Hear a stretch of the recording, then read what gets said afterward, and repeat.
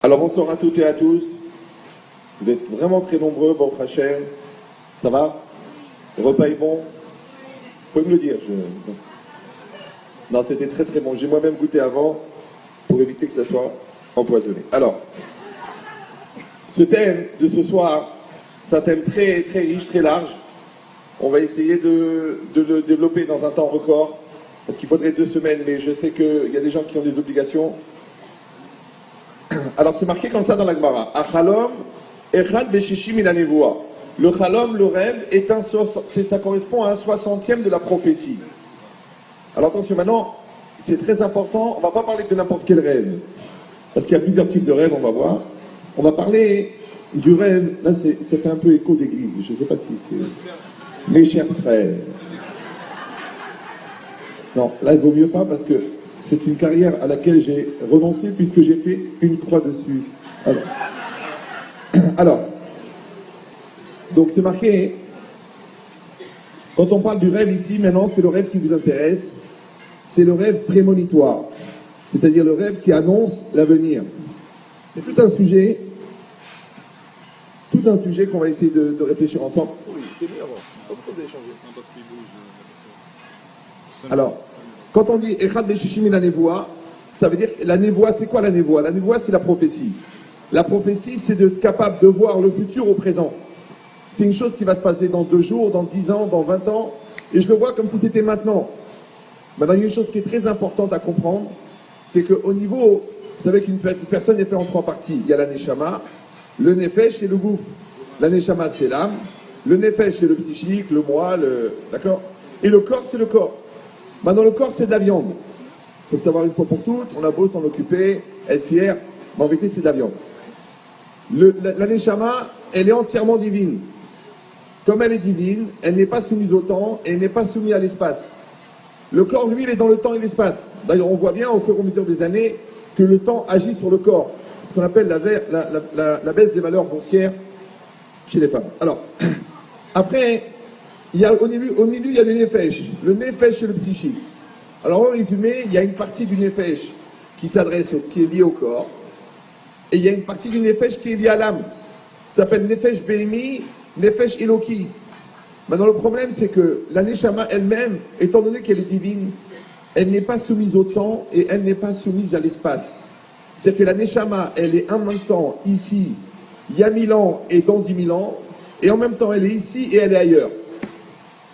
Ça va? Pourquoi j'ai l'impression que je dois crier? Je crie là ou... Ah bon? Vous m'entendez ou non? Est-ce que c'est mieux là? Hazak Obaro. J'ai parlé trop vite. Alors, bon, c'est une marque allemande. Mais ça veut dire quoi?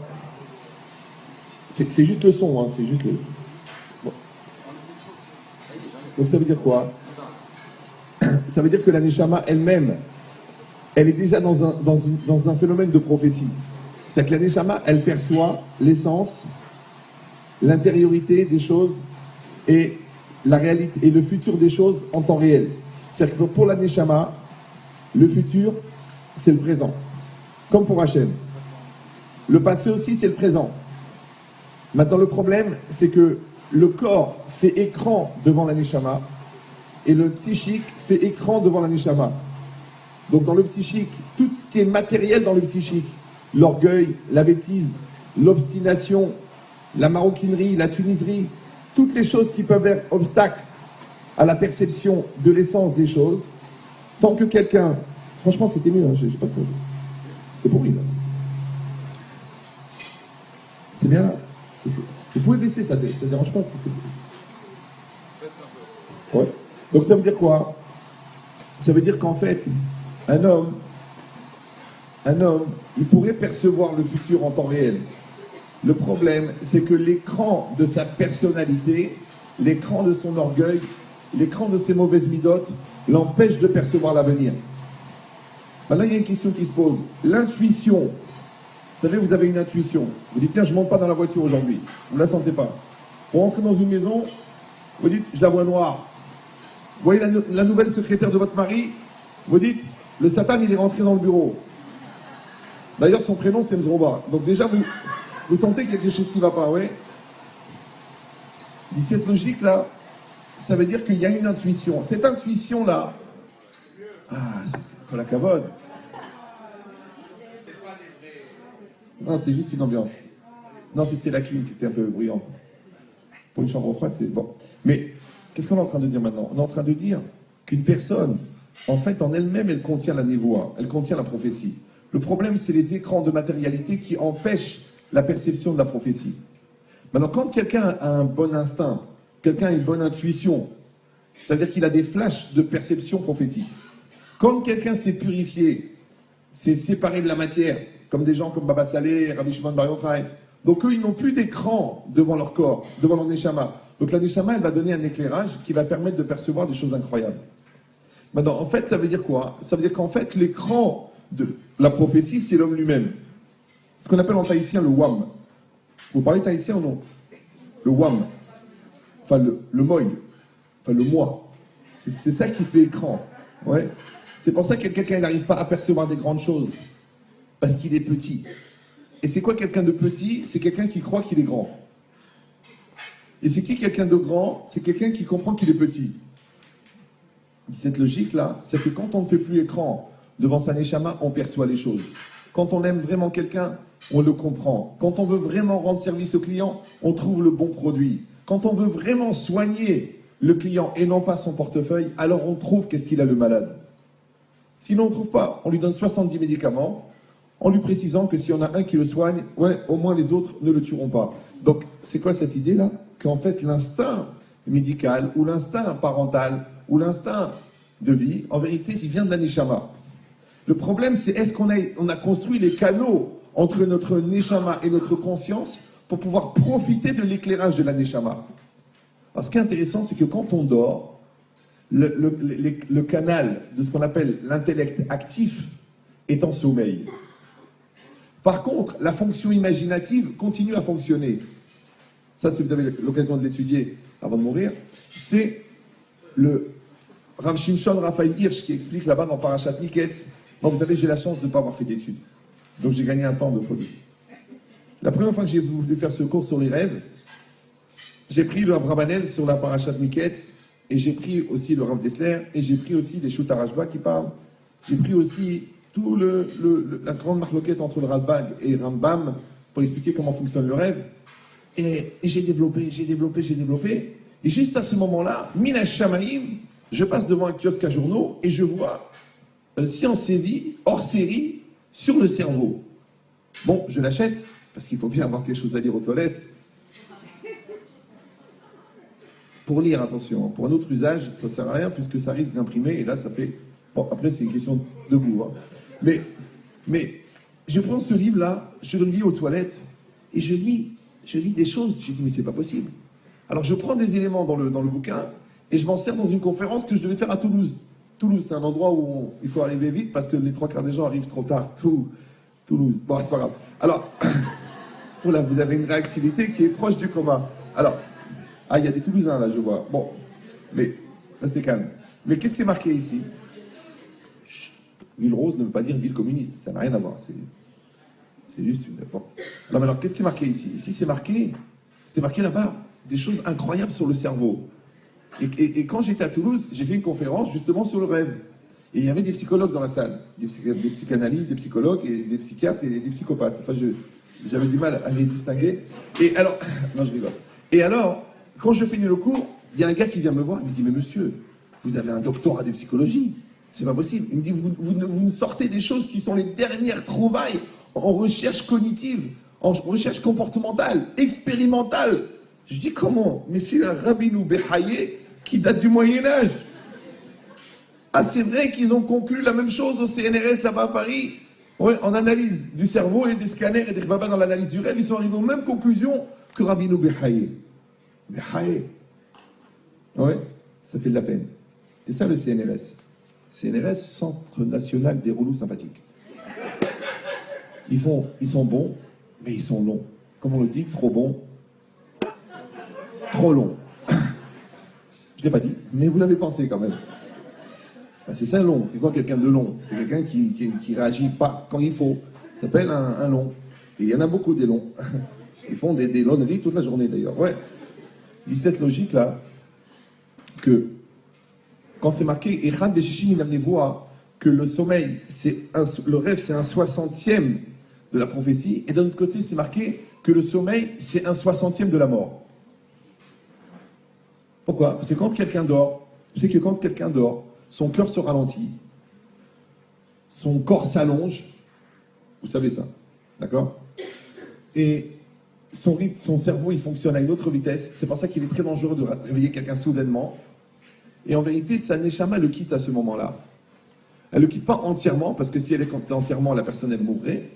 Mais la majorité de sa neshama le quitte et elle monte au ciel. Et elle est retenue par un filament extrêmement fin, ce qu'on appelle de la fibre optique, qui le retient à son corps. Comme ça, il explique le Nefesh HaChaim. Quand vous êtes réveillé, la majorité de votre neshama est en vous, et il y a un fil qui vous retient au Kisei HaKavod, à la racine des neshamas d'Israël. Et quand vous êtes endormi, c'est le contraire. Il y a un minimum de la neshama qui reste dans le corps. C'est pour ça que le cœur se ralentit, c'est pour ça que les perceptions sont différentes. Et la majorité de la neshama monte au ciel. Maintenant, il faut savoir qu'il y a une loi physique qui dit que le vide n'existe pas. Donc, quand vous enlevez quelque chose, automatiquement, il y a autre chose qui se met à la place. Par exemple, quand vous videz une bouteille d'eau, je ne sais pas si vous avez fait l'expérience, je ne sais pas quel est votre niveau scientifique, hein, mais quand vous videz une bouteille d'eau, souvent, elle est remplie d'air. Et toi, tu fais le tour de la famille, tu dis, qui a mis l'air? Eh bien, l'air de rien, il est rentré tout seul. Parce que le vide n'existe pas. Donc, à chaque fois que vous enlevez quelque chose, il y a autre chose qui se met à la place. Et si vous allez dire, ben, c'était pas la peine de venir de Paris pour dire ça, eh bien, si tu vois qu'il y a la guerre à la maison, c'est parce qu'il n'y a pas le shalom. Et si tu vois qu'il y a la voisine, c'est que tu n'es pas à ta place, toi.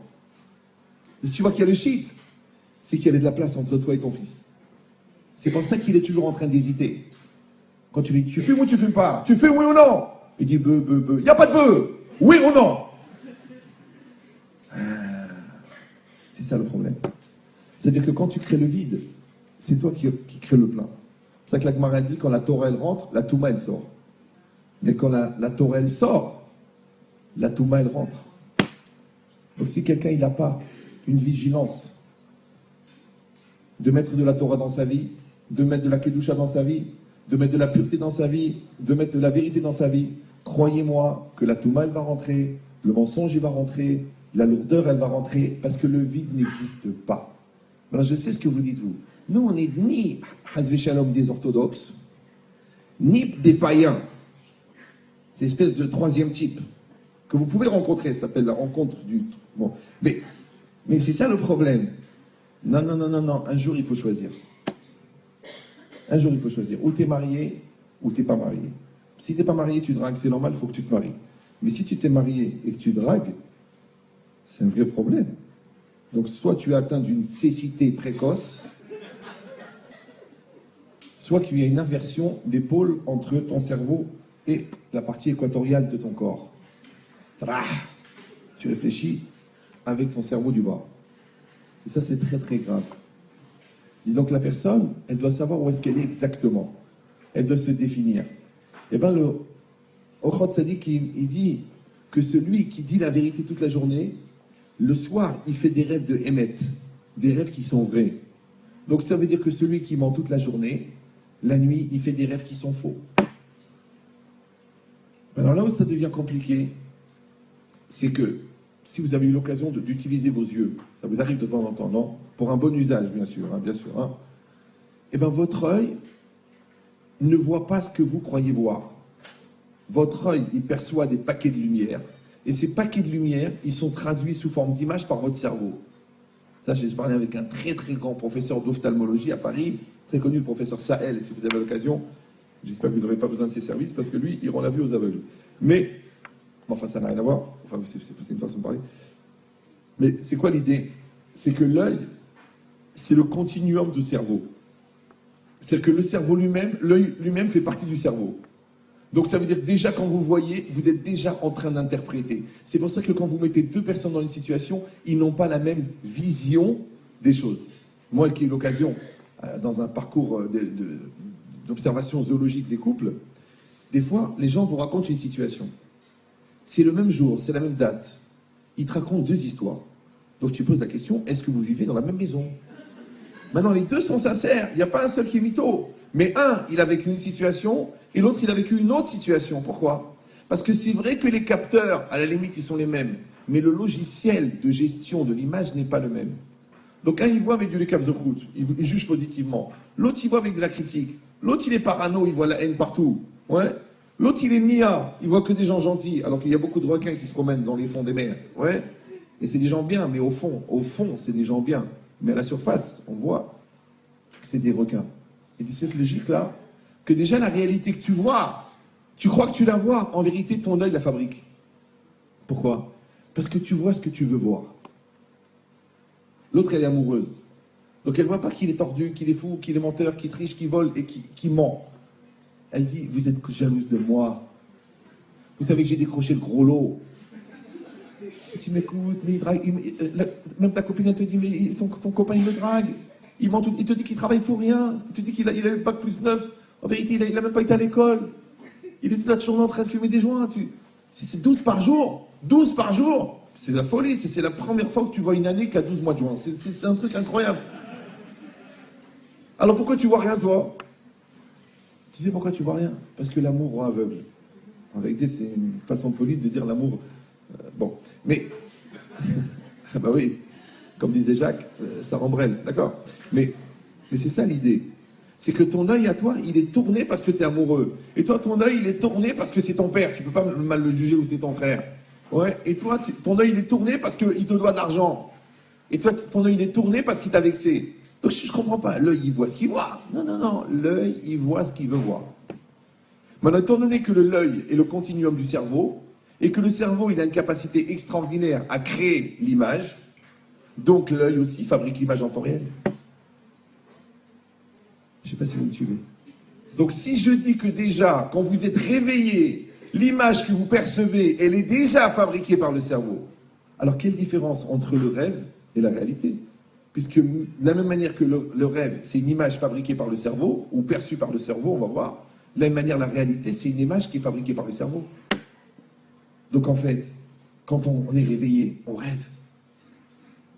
C'est ça, Aïnou ki holmim. On est comme des rêveurs.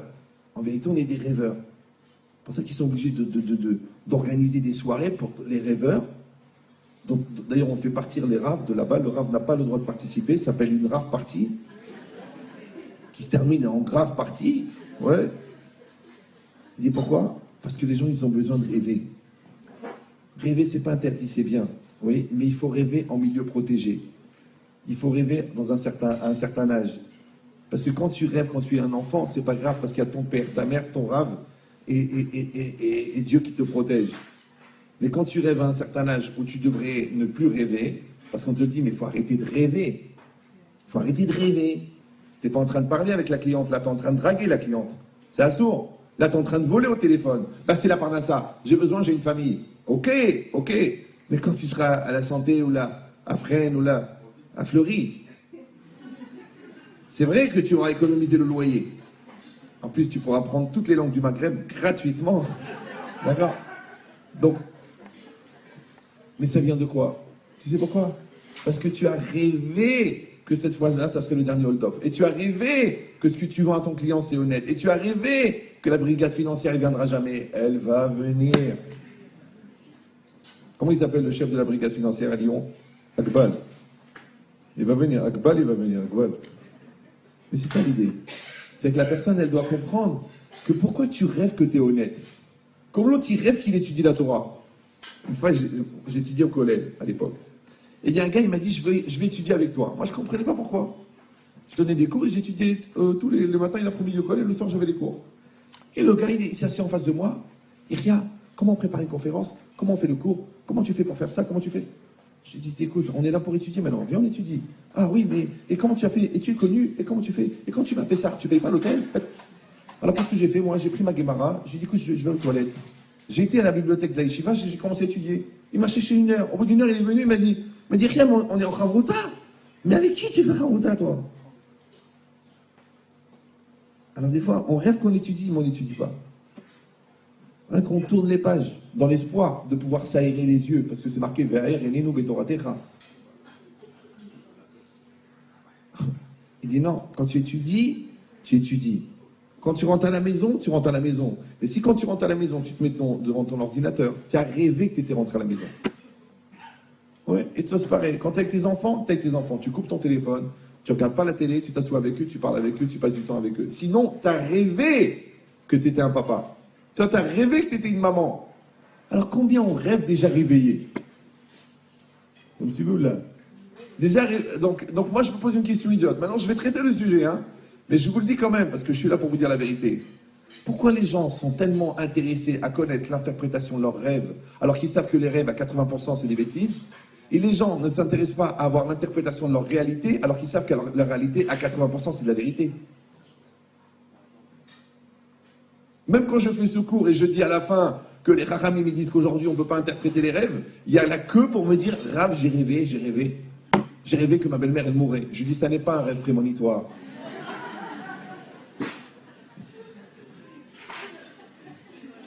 Malheureusement.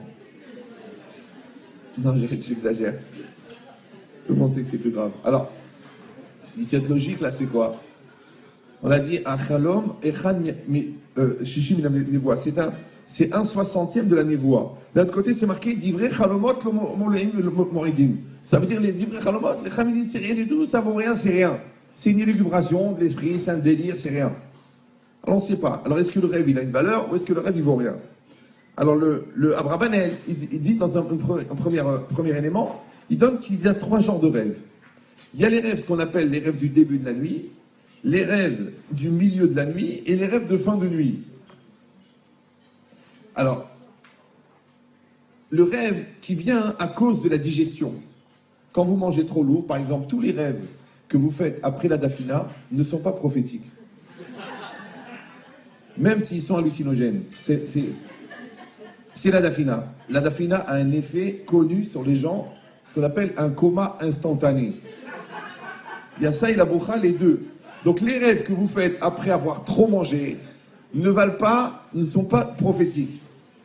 Deuxièmement, les rêves que vous rêvez à cause du souci et du stress.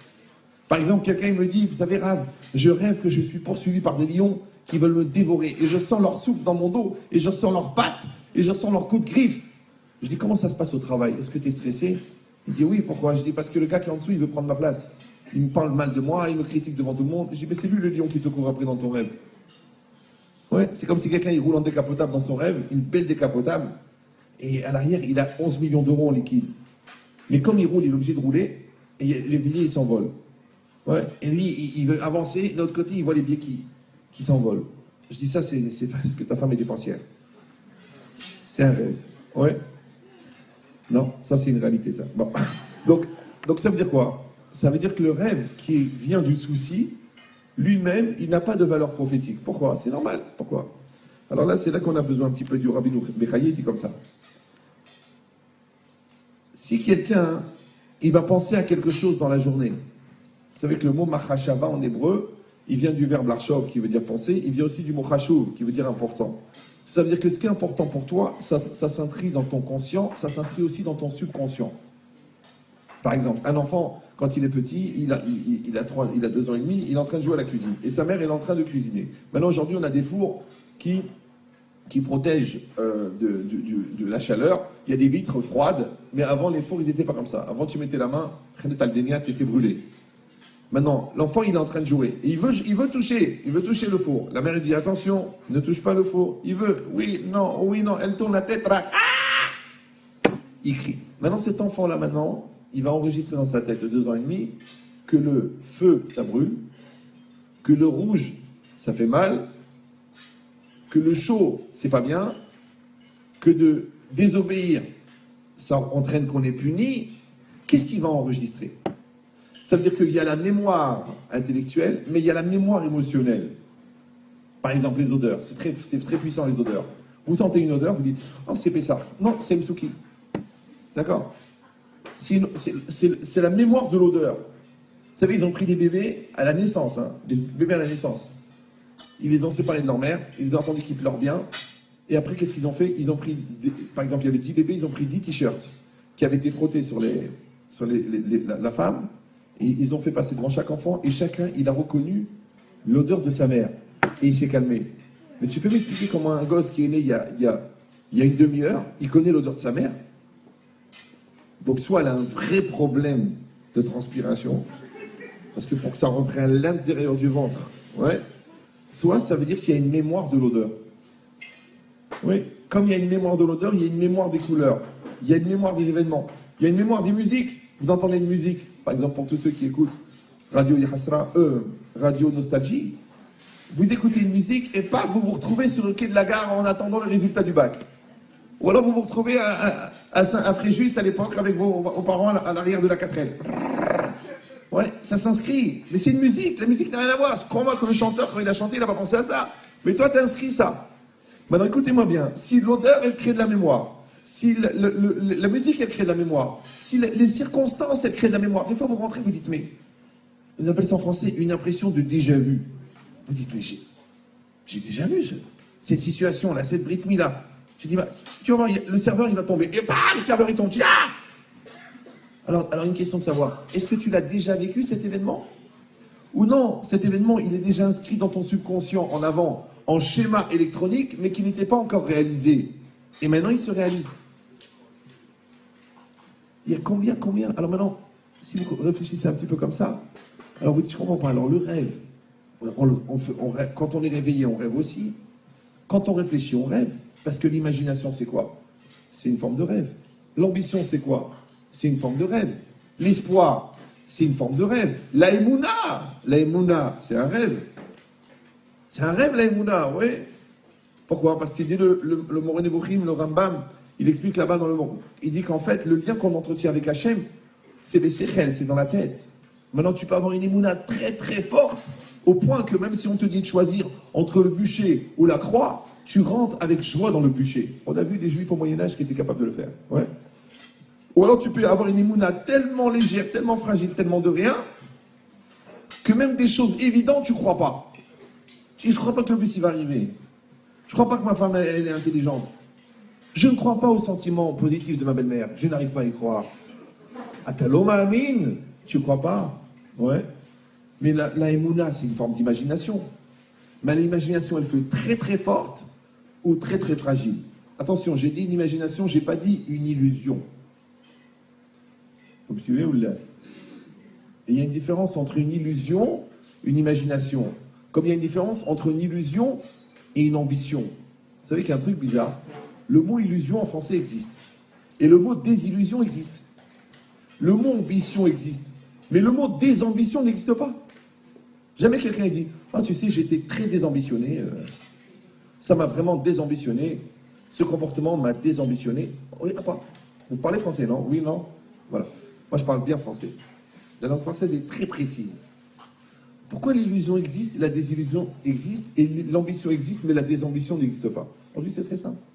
Parce que l'illusion et l'ambition, ce sont des projets, ce sont des énergies, ce sont des volontés.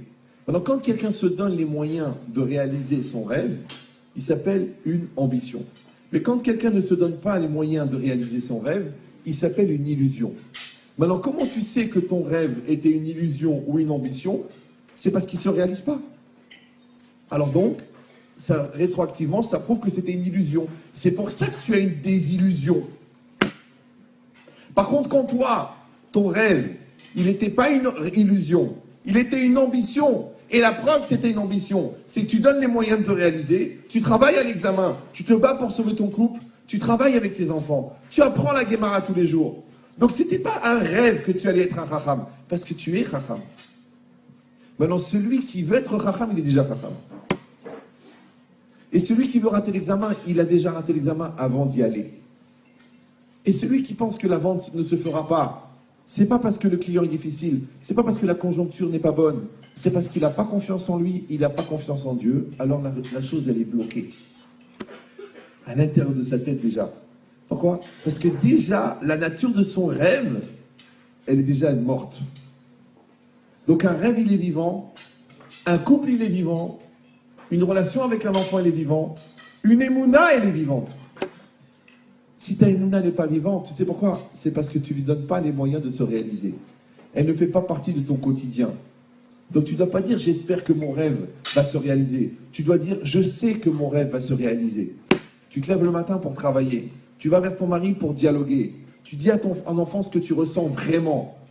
Ouais, parce que tu penses devoir lui dire, parce qu'on a dit qu'il fallait penser dire, parce que tu espères que les gens pensent que tu penses que ce que tu dis. Non. Tu dis ce que tu penses. Je sais que ça a l'air évident, mais il y a très peu de gens qui disent ce qu'ils pensent. Vous savez pourquoi? Parce qu'il y a très peu de gens qui pensent ce qu'ils pensent. Donc comment ils vont le dire puisqu'ils ne le pensent pas?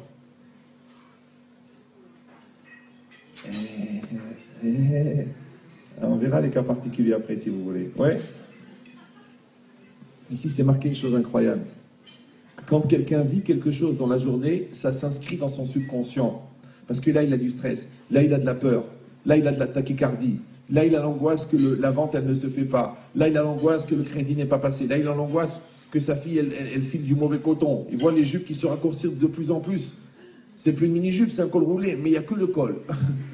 Tu vas attraper froid, ma chérie, de quoi je me mêle? Laisse-moi vivre, tu le saoules avec ta religion. C'est pas évident quand même, 50 séminaires. Mais c'est quoi le problème? C'est que la personne, elle a peur. Et cette peur-là, elle se transmet. Vous savez que les enfants qui n'ont pas confiance en eux sont souvent les enfants de parents qui eux-mêmes n'ont pas confiance en eux. Maintenant, quand tu n'as pas confiance en toi, tu génères chez l'autre qui n'a pas confiance en lui. Tu sais pourquoi est-ce que lui n'a pas confiance en lui? Parce que toi, tu n'as pas confiance en toi. Et comme tu n'as pas confiance en toi, tu n'as pas confiance en lui. Et lui, comme il sent que tu n'as pas confiance en lui, il n'a pas confiance en lui. Et qu'est-ce que c'est la confiance? La confiance, c'est un rêve fort. Parce que tu dis peut-être que tu ne vas pas réussir. Non, je rêve fort que je vais réussir. Vous me suivez ou non? Comme la Emouna. Je crois et je sais que je vais réussir. C'est une Emouna. Maintenant, tu as une Emouna en toi, parce que tu as construit tes méthodes. Tu as une Emouna en Dieu, parce que tu as développé ta Hirat Shamayim, mais elle est forte. Ça, le Ramban, il appelle ça Mahashava Hazaka, une pensée forte. Maintenant, chacun d'entre nous, il sait quand est-ce qu'il a une pensée forte et quand est-ce qu'il a une pensée faible. Vous savez, il y a une différence entre une pensée, une volonté, une conviction, un souhait, un pourquoi pas. C'est comme les gens quand je leur dis alors, on a passé 5 heures à se battre pour le Shalom Bayit. Alors j'ai dit au gars, dis-moi, alors est-ce que tu veux travailler pour sauver ton couple? Qu'est-ce qu'il répond? Eh ben si je suis là, c'est pas pour rien. Mais moi, comme j'ai un défaut, je suis intelligent. Je lui ai dit, mais JH2, jeune Khmar au carré, tu n'as pas répondu à la question. Je t'ai demandé, est-ce que tu veux travailler ton couple? Tu dois répondre, je veux travailler mon couple.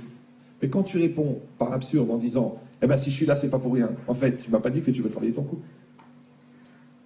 Alors si déjà, et c'est un calvahamo, si déjà, après 6 heures avec le rabbin, après la remise en cause, après les nerfs, après les pleurs, après les cris, tu es encore capable de te foutre de toi, hein, calvahamo, quand il n'y a pas le rabbin, quand tu es seul à la maison, que tu fais Chavouta avec ton Yetzara, à plus forte raison que tu vas avoir du mal à être toi-même. Voilà.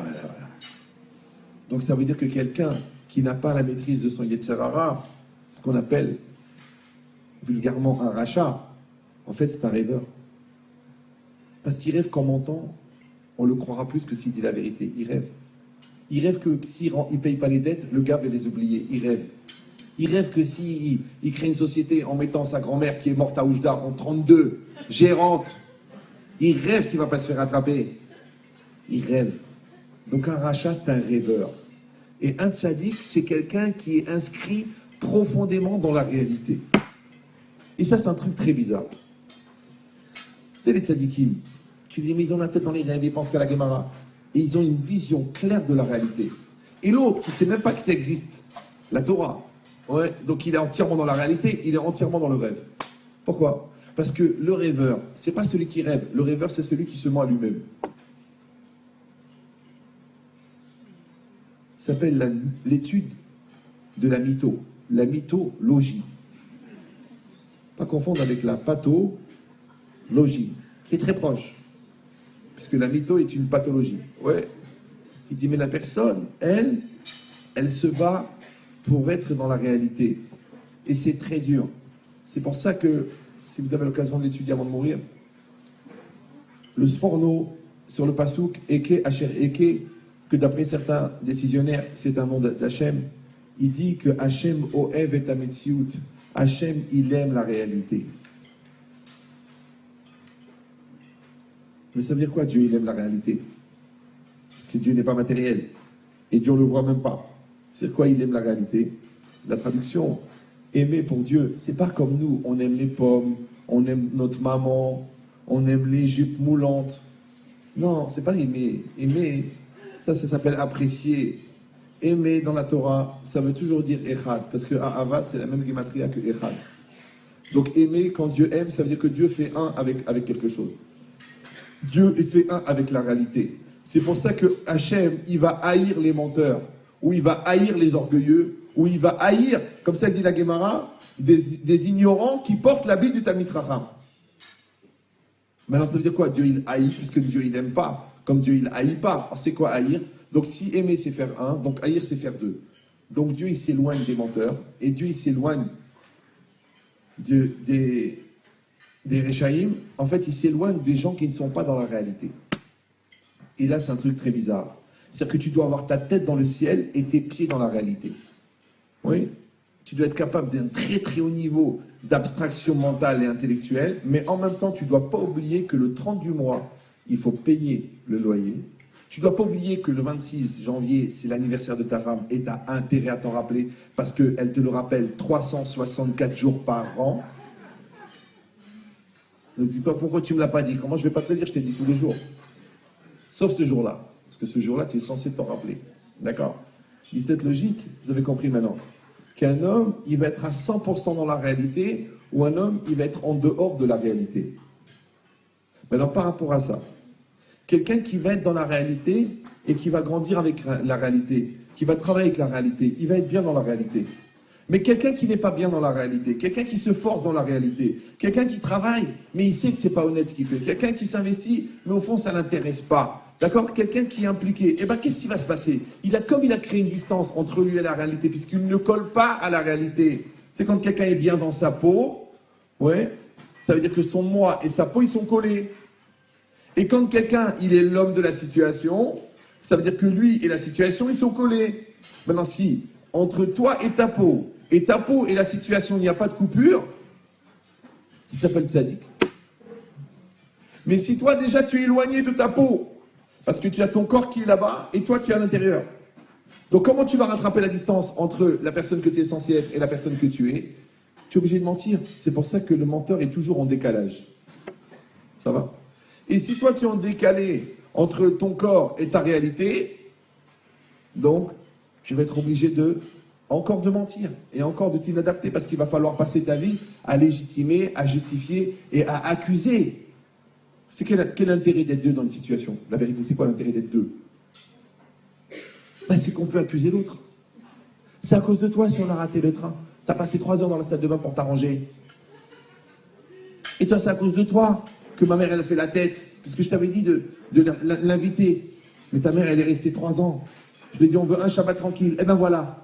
Voilà, maintenant, elle a fait la WC à cause de la contrariété. Je dis, mais si elle fait une contrariété, parce que un Shabbat, je lui dis qu'elle ne vient pas à la maison, alors que ça fait 8 ans qu'elle nous saoule, qu'elle nous étouffe, qu'elle nous bouffe l'air. Ça s'appelle le PSG. Vous connaissez le PSG? Non? C'est un club. Il y a les adhérents du PSG. PSG, c'est les gens qui pèsent sur la... Moi, je les appelle les adhérents du PSG. Les gens, ils pèsent sur la gueule, comme ça. Ils te viennent...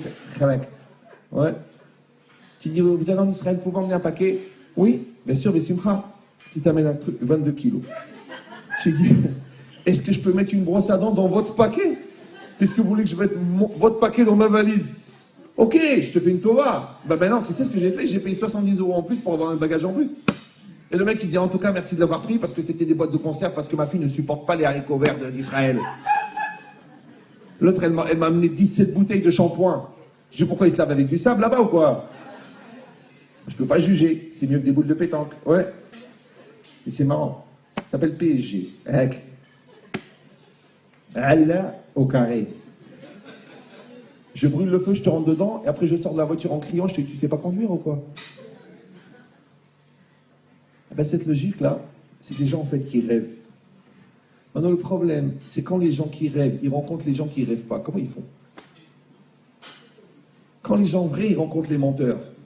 Quand les mythos, ils rencontrent les droits. Quand les tralouidiques, ouais, ils rencontrent les véridiques. Comment ils font? Comprenez, c'est comme dans un couple. Des fois, il y en a un qui a envie de danser, l'autre, il n'a pas envie de danser. C'est difficile. Il dit, allez, viens, mon amour, allez, viens, on met une petite musique. Ah, tu me saoules. Ah, j'ai plus l'âge. Ah. C'est ça, la mort.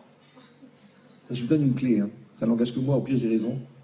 C'est un symptôme de l'amour dans un couple. Vous le voulez ou non? C'est gratuit. Vous voulez? Oui, non? Levez la main ceux qui veulent. C'est tout. Waouh. Oh, bah, il va y avoir la queue à la fin du cours. Alors, un des symptômes de l'amour dans le couple, c'est la disponibilité.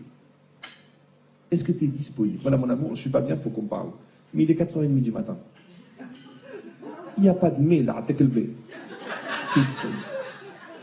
Maintenant, mon chéri, notre couple, il a besoin d'un week-end. J'ai tout organisé, on part à 2 jours à Florence, EasyJet, 383 € avec l'hôtel et des boîtes de thon. On y va ou non? Ah, j'ai pas la tête, ah, je suis pas bien, ah, je suis énervé, voilà, j'ai pris un PV, Saint-Étienne a pris 2 buts, je suis pas bien. Tu vois, tu n'es pas disponible. Maintenant, quand Hachem, il a dit Abraham, il a dit Inémi. Abraham, il est disponible. Ebed Hachem, il est disponible. Je suis disponible. Les gens, ils m'appellent. Ils disent, mais vous dites, on vous appelle pour une conférence. Vous dites, mais non. C'est pas évident. Tu fais un Shabbat à Fontenay-sous-Bois. Le samedi soir, tu vas à Vanves. Le dimanche, tu vas à Milan. Le lundi, tu vas à Tel Aviv. Le mardi, tu fais cours à Paris. Et le mercredi, tu fais cours à New York. Je dis, c'est marrant, je ne souffre pas du décalage horaire. Oui, il suffit de dormir que la moitié de la nuit. D'accord? Mais cette logique, c'est quoi? C'est très simple. C'est que tu es disponible. Tu sais pourquoi tu vis, tu sais pourquoi tu travailles, tu sais à quoi tu sers. Et ça se passe très bien. D'accord? Mais si tu dis, je donne cours, mais ça m'énerve. Je rentre à la maison, mais ça me saoule. Je paye le loyer, mais ça m'étouffe. Je pars en vacances, mais les enfants sont bruyants. Je me marie, mais la mauvaise haleine. C'est vrai, il y a des haleines du matin, tu dis, dommage que je ne suis pas mort hier. D'accord, c'est... Raval, d'accord. Elle dit, embrasse-moi, embrasse-moi. C'est pas évident. Je vois les gens, des fois, ils font le capara parce qu'ils savent qu'ils vont souffrir. Et cette logique, c'est quoi? Cette logique, c'est que tout ce que je vis, ça s'inscrit en moi. Donc ce que je vis bien, ça s'inscrit en bien. C'est pour ça que les gens qui font ce qu'ils ont à faire dans la journée, ils dorment bien. Mais les gens qui font pas ce qu'ils ont à faire, ou les gens qui font ce qu'ils ont à faire mais de force, ou qui se sentent pas bien, ou qui sont forcés. Quand une femme elle m'a dit, ah Ramel Chetri, vous savez mon fils, il est docteur. Je dis oui, mais il voulait être pâtissier. Ah, mais depuis qu'il est petit, je lui dis, mais t'es faux, c'est quoi ce métier de barha? Tu vas devenir docteur. Et voilà, grâce à Dieu, il est docteur. Je dis grâce à Dieu et grâce à l'exomile. Puisqu'il en prend 6 par jour, il peut faire de l'automédication. Il voulait être pâtissier. Ou là, il voulait être cuisinier. On va pas en faire un plat. Tu dis, tu seras docteur. Tu seras docteur. Et ça te rend malade. T'as qu'à te soigner. Et qu'est-ce que tu vois? La personne, elle est docteur. Et tu la vois avec sa plaque, et tu la vois avec sa belle BM. Et tu vois sur sa tête qu'il est malheureux. Tu sais pourquoi? Parce qu'il n'a pas réalisé son rêve. Donc comment on va faire? Alors est-ce que le rêve, c'est ce qui se passe quand on dort? Le rêve, c'est ce qui se passe quand on est réveillé? Ouais, les gens disent, nous avons passé des vacances de rêve. Ça veut dire qu'ils ont dormi pendant une semaine.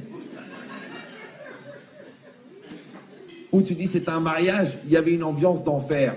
C'est normal, ils étaient tous tout nus, tous collés, avec une malaise de fou. Tu sens que c'est déjà un préliminaire au Guéhinam. C'est le début de l'enfer. Ouais. Même les anges qui faisaient l'orchestre, ils étaient tous noirs. Malachim Shrorim, c'est marqué. Il y a des anges noirs qui vont t'accueillir quand tu vas arriver au Guéhinam. Maintenant, c'est la nouvelle mode. Ils te mettent un orchestre, que des gens de couleur. Tu dis, ok, Benetton, il sera content, mais Comment le gars, il connaît les pichim? Il te fait Stevie Wonder, et 5 minutes après, il te fait Shwiki. Tu dis vraiment, j'étais Shwiki. Alors là, vraiment, j'étais Annie Beshwek, comme on dit en anglais, ouais. Mais c'est quoi cette idée-là? Il dit, cette idée, c'est que toi, en fait, tu ne veux pas renoncer à tes rêves. Tu veux être Yaakov et tu veux être Esav. Vous me suivez ou? Ouais. Tu veux t'asseoir avec le Rav et apprendre la Shehina et la Yirat Shamayim, et en même temps, tu veux être à Las Vegas, entouré de toutes les blondes possibles. Non, c'est toutes les marques de bière. Oh là là, vous avez l'esprit mal tourné. Regardez dans la rousse. Le dictionnaire. Oh là là. Si vous trouvez de la brune. Mais ça se vend en barrette. Alors qu'est-ce que ça veut dire? Ça veut dire quoi? Ça veut dire, vous avez compris, que le rêve en lui-même, il y a une première lecture du rêve qui est ce qu'on a mangé. Parce que la digestion ou l'alcool génère dans le cerveau des activités qui n'ont pas de valeur prémonitoire. Le deuxième, on a dit à cause des soucis de ce qu'on a vécu dans la journée. Et ça, je vous l'ai déjà expliqué 1 million de fois, et je le dis à chaque cours, mais j'espère bien qu'à la fin, il y en a un qui va finir par comprendre, que, en fait, la distance que tu crées entre toi et la réalité parce que tu la refuses, parce que tu l'assumes pas ou parce que tu n'as pas les moyens, ce qu'on appelle en français le stress. Et le stress, il génère des ondes négatives à l'intérieur de toi-même qui s'appellent la difficulté à assumer la réalité. Et ça provoque des chocs, ça provoque des failles, ça provoque des fragilités à l'intérieur. Et ces chocs et ces failles, eh ben, la nuit, ils se précisent, ils se réalisent sous forme de cauchemar. Donc en fait, le cauchemar de la nuit, c'est juste la projection du stress de la journée.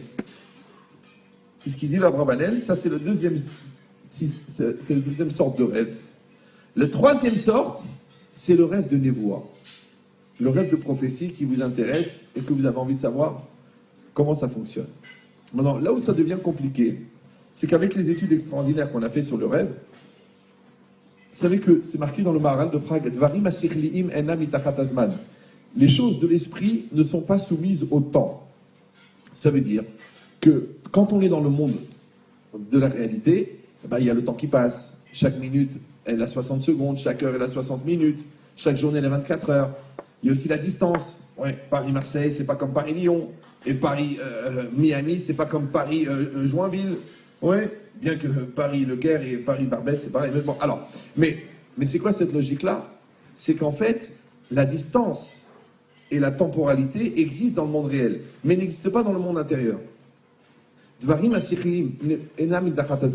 Ça veut dire que ton cerveau, en vérité, n'est pas soumis au temps. Donc s'il faut 10 heures pour aller à Marseille en voiture, il faut 1 centième de seconde pour traverser l'univers dans ta tête. Et si une angoisse, si tu veux l'écrire sur des pages, elle va prendre un livre, mais dans la tête, elle va prendre 1 seconde. Mais elle peut s'étendre à l'infini, parce qu'il n'y a pas de limite. C'est pour ça d'ailleurs que quand vous avez une angoisse, il faut en parler. Et quand vous en parlez, vous extériorisez. Et quand vous extériorisez, en fait, vous rentrez la chose dans la réalité. Et comme la réalité a une taille, donc automatiquement le fait de l'extérioriser va lui donner une taille. C'est pour ça que la Gemara dit que la parole, c'est la moitié de la consolation. C'est pour ça qu'on fait une thérapie post-traumatique pour les gens qui ont subi un choc violent, comme par exemple de rater le permis. Alors, donc, si c'est ça, donc maintenant il faut savoir. Et quand on mesure dans le réveil, le sommeil paradoxal, le temps du rêve, parce que vous savez qu'on peut mesurer le temps du rêve, on voit que le rêve il a duré 1 seconde. Et pourtant le gars il te met 1h30 pour te le raconter, tellement il y avait des retombées, des changements, des tralouettes, c'est pas possible, comment on peut rêver d'un truc qu'il faut 3 heures pour le raconter en 1 seconde?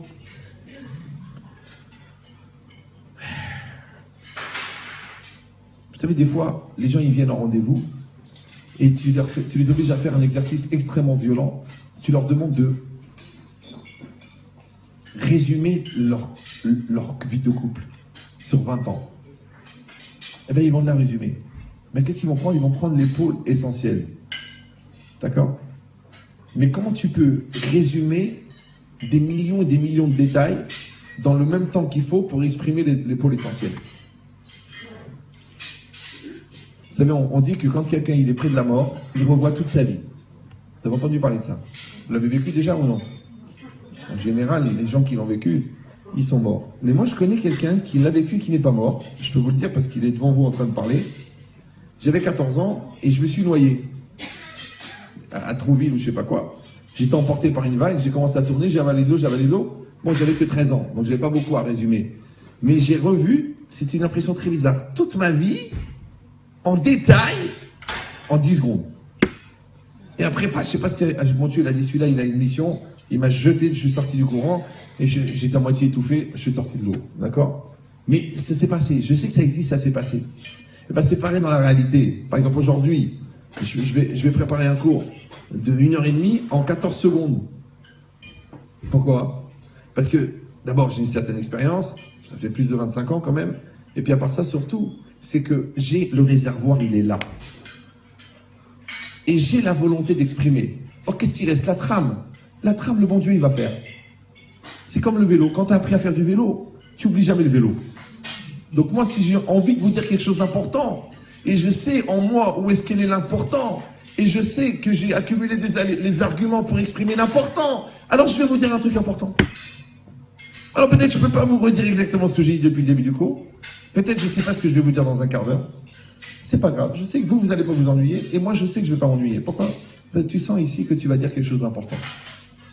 Il faut apprendre ça. Ça s'appelle Rouch Haemet, le sens de la vérité. Et bien ici, c'est pareil. Que quand quelqu'un il va rêver, est-ce qu'il va rêver quelque chose de vrai? Est-ce qu'il va rêver quelque chose de faux? Est-ce qu'il va rêver une mytho? Ou est-ce qu'il va rêver un rêve prémonitoire? On va plus se servir, attention, de la sensation qu'il a au réveil, plutôt que les images qui ont été créées dans le rêve. C'est-à-dire que l'histoire elle-même du rêve n'est pas intéressante. Les gens vont te raconter, ça s'est passé comme ça, et j'ai vu ça, et j'ai vu ça. Mais ça, le cerveau, il va à une telle vitesse. Les combinaisons, on a dit encore une fois, de mémoire, d'images, parce que le Rambam, il dit, on ne peut pas rêver d'une chose qu'on n'a jamais vue. Par exemple, tu vas rêver d'un éléphant rose, mais tu as déjà vu le rose et tu as déjà vu l'éléphant. C'est seulement que ton cerveau, il a fait une combinaison du rose et de l'éléphant. Mais tu ne peux pas rêver d'un extraterrestre, parce que tu n'en as jamais vu. Et même ton extraterrestre, il va être un mélange de plusieurs éléments de choses que tu as vues. D'accord? Comme tu vas voir un rhinocéros, avec des grandes oreilles d'éléphant et une trompe longue jusqu'au parterre et un corps gluant et en fait c'est l'inspecteur des impôts. Tu vois, c'est une image que tu as recréée par rapport à la Ramma qui t'a mis quand il t'a dit ce chèque du 12 mai 95 de 12 862 francs, il correspond à quoi? Et là, quand tu as senti la sueur qui coulait dans ton dos, tu te dis, mais comment je vais m'en rappeler? Je vous conseille de vous en rappeler parce que, étant donné que 12 000 et quelques, ça correspond aussi à une facture de traiteur, et que par hasard, il se trouve que tous les clients étaient de la famille, et que par hasard, il s'agit de la bar mitzvah de votre fils, et que le chèque, c'est un chèque de société, donc je comprends que vous êtes très social, mais là, il y a abus, ce qu'on appelle abus de biens sociaux. Mais pourquoi tu as peur? Tu sais pourquoi? Parce que tu as rêvé que tu ne te ferais jamais attraper. Moi, j'ai remarqué ça. Par exemple, il y a des hommes qui comprennent l'importance du mariage et la gravité de la destruction de leur couple et l'équilibre que leur apporte leur famille, après qu'ils se sont fait attraper dans l'adultère. Vous me suivez ou non? Le mec, il a fait un adultère de 2 ans ou de 3 ans ou là de 4, pas genre comme ça un petit à Taïwan, l'autre il a fait un clin d'œil, il a pris un verre. Non! Bien installé, bien sympathique, il lui loue le studio, ils ont déjà eu 2 fausses couches, le gars il ment à sa femme, il fait des fausses factures, il va à l'hôtel, il lui dit qu'il est à Copenhague, en vérité il est à Montpellier. Mais avec une sérénité incroyable. Et il rentre le soir, Shabbat Shalom mon amour, comment ça a été? Tiens, il paraît que le Rav il a dit un bon hilouch hier, et le matin il est à Carpentras avec l'Amzroba. Ouais. Tout ça avec une sérénité extraordinaire. Un mensonge, mais vécu avec un équilibre abominable. Et le jour, il se fait attraper, et, comme disait ce grand auteur marocain qui s'appelait Boual Sarah, qu'on lui amène les photos, qu'on lui amène la conclusion du détective, et qu'il a le syndrome du poisson rouge.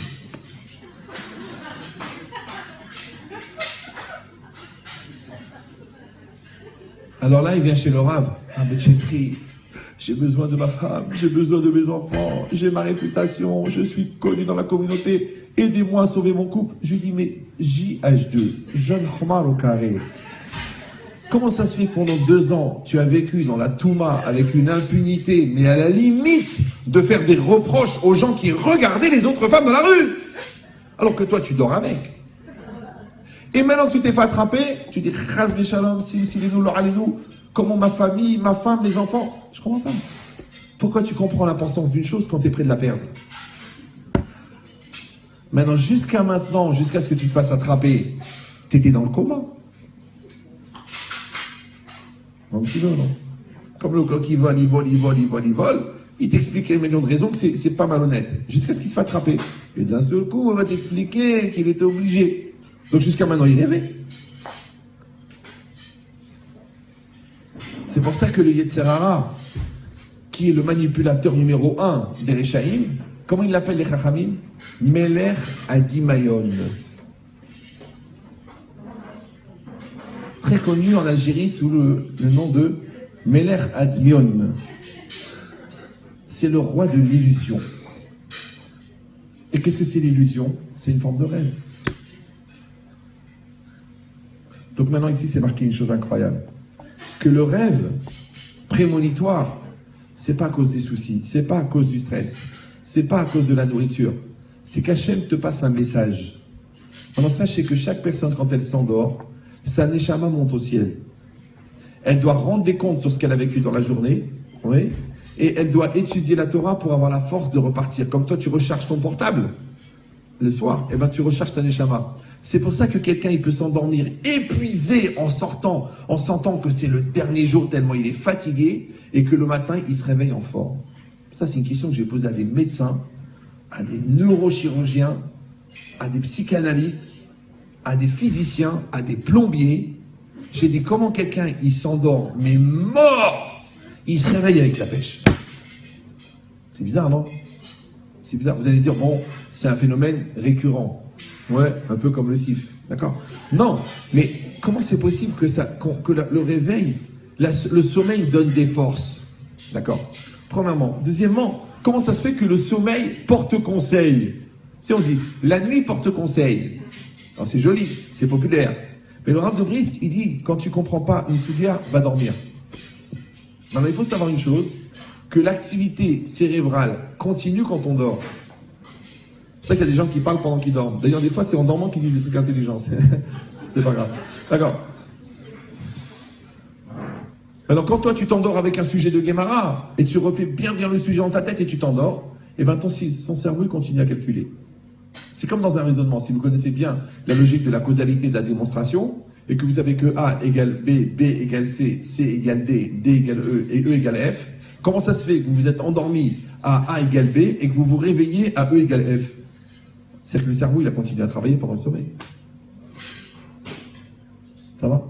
Et même, je vous dis encore, quand vous avez un vrai problème et vous êtes bloqué de la tête, et vous n'arrivez plus à réfléchir, va dormir. Alors, quand tu dors, tu as 2 avantages.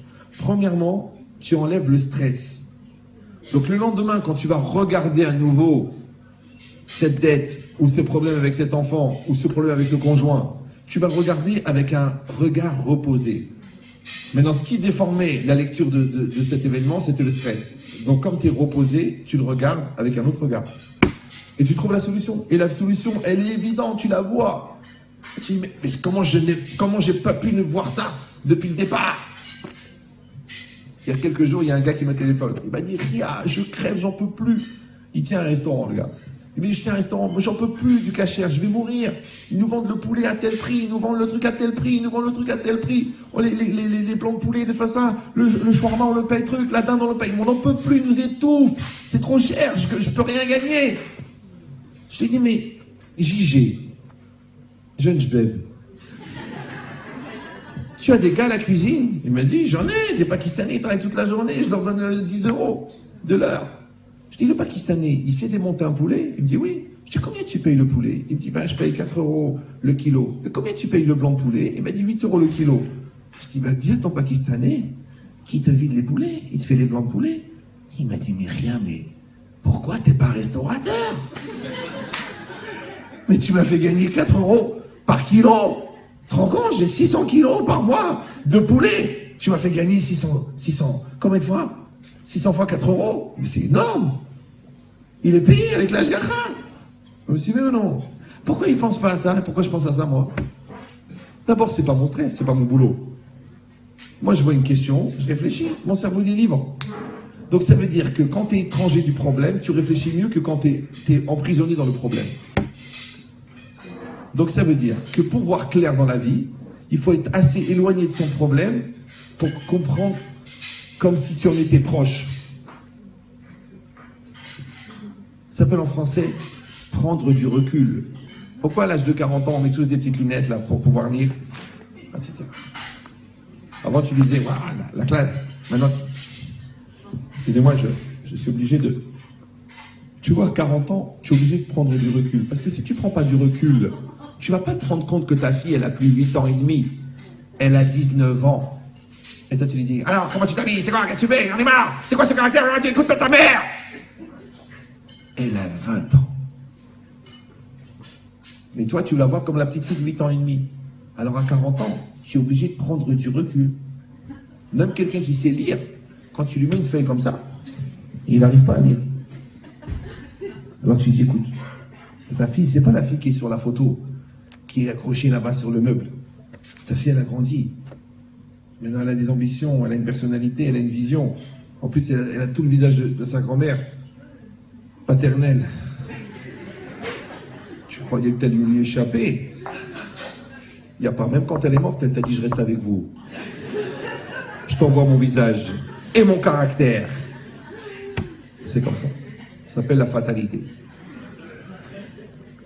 Mais cette logique-là, qu'en fin de compte, pour être dans une réalité, il faut prendre le recul sur la réalité. Parce que tu ne peux pas apprécier la beauté d'une montagne si tu as le front collé à la falaise. Oui, tu ne peux pas apprécier un coucher de soleil s'il y a un gars qui te pointe un pistolet sur la tête. Tu ne peux pas être content d'avoir 13 millions d'euros si on vient de te dire que ta mère, elle va mourir dans une semaine d'un cancer. Donc tu vois, c'est ça le problème. Le problème, c'est que la perception de la réalité et la perception du rêve, elles sont exactement de la même nature. Le même. Oui. Donc ça veut dire que quand toi, tu vas dormir, il dit le Rav Shimshon Raphaël Hirsch, et que ton intellect actif va s'arrêter de fonctionner, mais que ta fonction imaginative, elle va être libérée, parce que c'est plus toi qui vas fabriquer ton image. Parce qu'on a dit que voir la réalité, c'est fabriquer une image, et rêver, c'est fabriquer une image. Mais quand tu dors, comme ta fonction imaginative n'est plus ciel comme au Lamaba, on n'a plus besoin des paroles. C'est comme les gens qui s'aiment, ils se comprennent sans avoir besoin de parler. Tu sens quand ton père il est énervé, tu sens quand ta mère elle n'est pas contente. Même si ta fille elle est aux États-Unis et que toi tu es à Paris, tu as mal au ventre, tu dis elle est en train d'accoucher. Si tu penses à quelqu'un 6 fois de suite, appelle-le parce qu'il est en train de chercher à t'appeler, il n'a pas ton numéro. Et quand tu l'appelles, tu te dis c'est vrai aussi, mais comment tu sais? J'étais en train de penser à t'appeler. Parce que les gens qui s'aiment, ils sont sur la même longueur d'onde. Et la longueur d'onde, c'est quoi? C'est que les deux Neshamot, ils communiquent entre elles. Maintenant, dans le monde d'en bas, toi tu es là-bas, moi je suis ici. Mais au niveau des Neshamot, ici et là-bas, c'est pareil.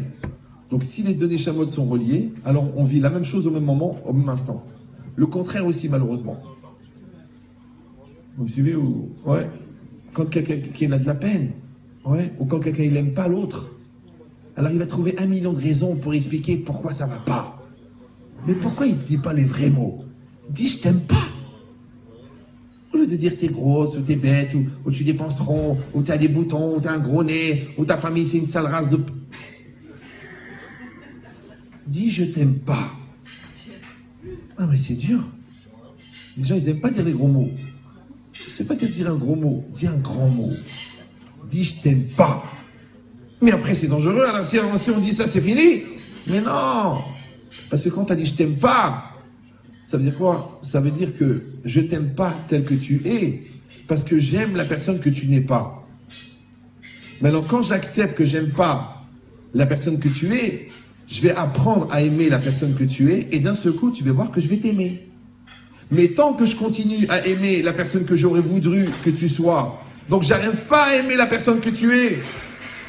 Donc les gens s'adorent, mais pas eux-mêmes. Ils s'adorent eux-mêmes. Ils ne s'adorent pas eux-mêmes. Et même le prophète à l'époque, une pop star de 2000 ans, un gars de chez nous qui a mal tourné, qui a dit « Aimez-vous les uns les autres ». Un gars de chez nous, il est monté en haut du poteau pour allumer la lumière, il n'est jamais redescendu. On a dit descends, il a dit je descends pas. Il paraît quand on lui a annoncé que c'était pas lui Dieu, il paraît que ça l'a cloué. Vraiment. D'ailleurs, c'est le seul juif qui reste à l'église dans l'espoir de compléter Minyan. Et il n'y a pas un qui vient et il dit toi tu restes avec nous. Il a dit je m'en vais, il n'y a pas. Tu restes là. Et pourtant il avait beaucoup étudié. Hein.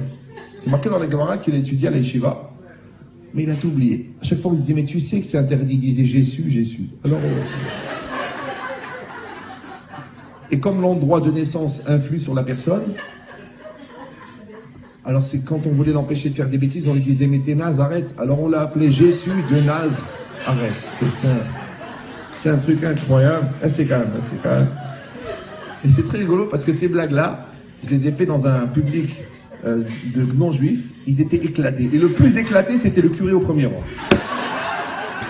Il savait que c'était la vérité.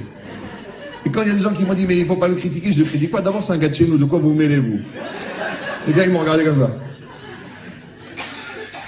C'est pas grave. Alors, cette logique-là, c'est que vous avez compris maintenant, que le rêve, il est prémonitoire, parce que ma tête, elle est disponible pour laisser rentrer Hachem. Maintenant, quand quelqu'un il est disponible, réveillé, il s'appelle un tzaddik, il s'appelle un navi. C'est quoi un navi? Un navi, c'est pas quelqu'un qui appartient à la marine américaine, pas du tout. Un navi, c'est celui qui est Mevi Da'at Hashem. Il s'appelle en français un transmetteur de l'esprit divin. Maintenant, pour être un transmetteur, il faut d'abord être un récepteur. Et pour être un récepteur, il faut d'abord déjà être conscient qu'il y a un émetteur. Eh bien, l'émetteur, c'est celui qui détient le émet. C'est émetteur. C'est joli. C'est vieux, mais c'est joli. Je m'excuse pour les nouveaux, mais c'est pas moi qui vous ai obligé à regarder la télé pendant toutes ces années, alors que vous aviez un spectacle gratuit. Mais c'est pas grave. Alors, ici, c'est marqué une chose incroyable. Celui qui est conscient qu'il y a un émetteur, alors il va créer le récepteur. Le récepteur s'appelle le Bet Kiboul, le réceptacle du message divin. Maintenant, pour être un transmetteur, il faut d'abord être un récepteur. Et pour être un récepteur, il faut être conscient de l'émetteur. Maintenant, quand le tzaddik qui se met entre l'homme et Hachem, il reçoit le message, il transmet. C'est pour ça que de toutes les qualités qu'il avait, Moshe Rabbeinu, qu'il était sage, qu'il était tzaddik, qu'il était gibor, vous savez qu'il faisait 5 mètres de haut, ouais, qu'il était puissant, qu'il était patient, la seule qualité que la Torah a retenue, c'est quoi? C'est pas évident, hein. Alors je rappelle qu'à partir d'un certain niveau d'ignorance, il faut envisager la conversion. Il n'est jamais trop tard. C'est vrai, tu vois des goïms, en 2 ans, ils font Mishnah Brora. Et des juifs, en 38 ans, ils savent toujours pas qu'est-ce que ça veut dire Ashri Yoshve Betecha. Alors tu dis, deviens goy, tu auras plus de chances de finir bon juif. C'est compliqué. Donc ici, c'est pareil. C'est quoi de quoi je parlais? Anav. Que Moshe Rabbeinu, sa caractéristique, c'est quoi? Ve'aish Moshe Anav Nikoladam. Et l'homme Moshe, ouais, était le plus modeste de tous les hommes. Pourquoi est-ce que pour recevoir la prophétie, il fallait qu'il soit modeste? Oui. Et pourquoi pour comprendre l'autre, il faut s'oublier un peu?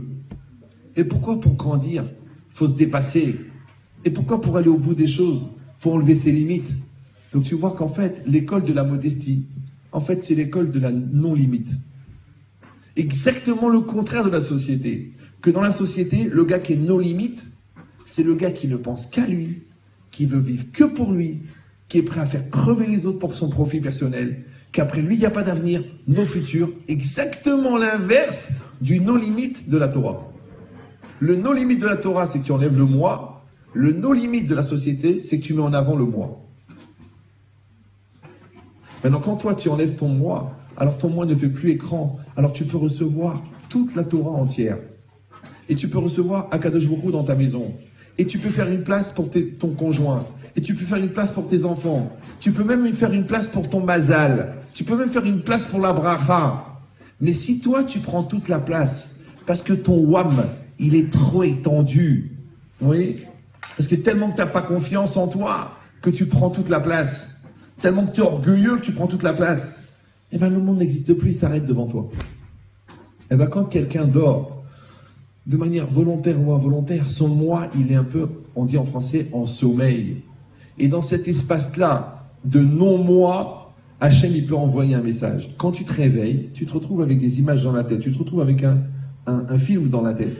Et ce film, c'est quoi? C'est qu'on a dit que ta Neshama était devant Hachem, elle reçoit un message et elle redescend ici. Le problème, c'est que l'image au départ, c'est-à-dire le message au départ, c'est que des sensations, mais quand elle rentre dans son cerveau, eh ben le cerveau, avec les sensations, il fabrique des images. La preuve, vous écoutez une symphonie et vous imaginez une histoire. Maintenant, il y a 5 personnes qui écoutent la même symphonie et chacun y voit une image différente. Donc tu vois que quel est le point commun entre la symphonie et l'image? C'est la sensation, c'est l'émotion. Maintenant, comme on écoute tous la même symphonie, mais qu'on n'a pas le même logiciel de fabrication, de l'habillage de la symphonie, donc on va avoir une histoire différente. Donc on n'a pas tous le même vécu, ouais, et même si on a le même vécu, on n'a pas la même neshama, donc on n'a pas la même personnalité, donc on n'a pas le même vécu de la réalité, donc on n'a pas la même réalité. Ça va? Maintenant, le problème, c'est comme ça. On a dit les rêves qui viennent de la digestion ou les rêves qui viennent du stress, en fin de compte, c'est l'influence de l'extérieur vers l'intérieur. Alors que le rêve prémonitoire, c'est une influence de l'intérieur vers l'extérieur, parce qu'Hachem, il veut te dire un message que toi, tu vas interpréter dans la réalité. Alors, à Mavdil, c'est comme un film, d'accord? Le gars, il a fait un film, le metteur en scène, il a fait un film. Mais le principal pour lui, c'était qu'à un moment, il y a un grand stress, et l'enfant, il monte dans les escaliers tout noirs, et il arrive tout en haut, et il y a une porte qui est un petit peu ouverte, et par cette porte ouverte, il voit quelque chose, on ne sait pas ce qu'il voit, mais on comprend dans ses yeux qu'il a découvert que sa mère n'est pas sa mère. D'accord? Maintenant, ça, c'était la sensation qu'il voulait. Maintenant, on ne voit pas la mère, on voit juste la porte ouverte et on voit le regard de l'enfant.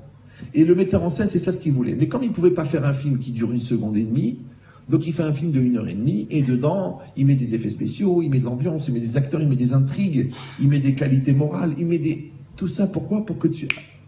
Maintenant, le gars, le metteur en scène qui a créé le film, il se met à l'extérieur de la salle, il voit les gens sortir. Il dit, alors, qu'est-ce que vous avez retenu de ce film? L'autre, il dit, ah, il y avait des effets spéciaux extraordinaires. L'autre, il dit, ah, il y avait des cascades extraordinaires. L'autre, il dit, oh, l'héroïne, elle avait vraiment une tête de droguée. C'est normal, l'héroïne, d'accord? Et l'autre, il dit...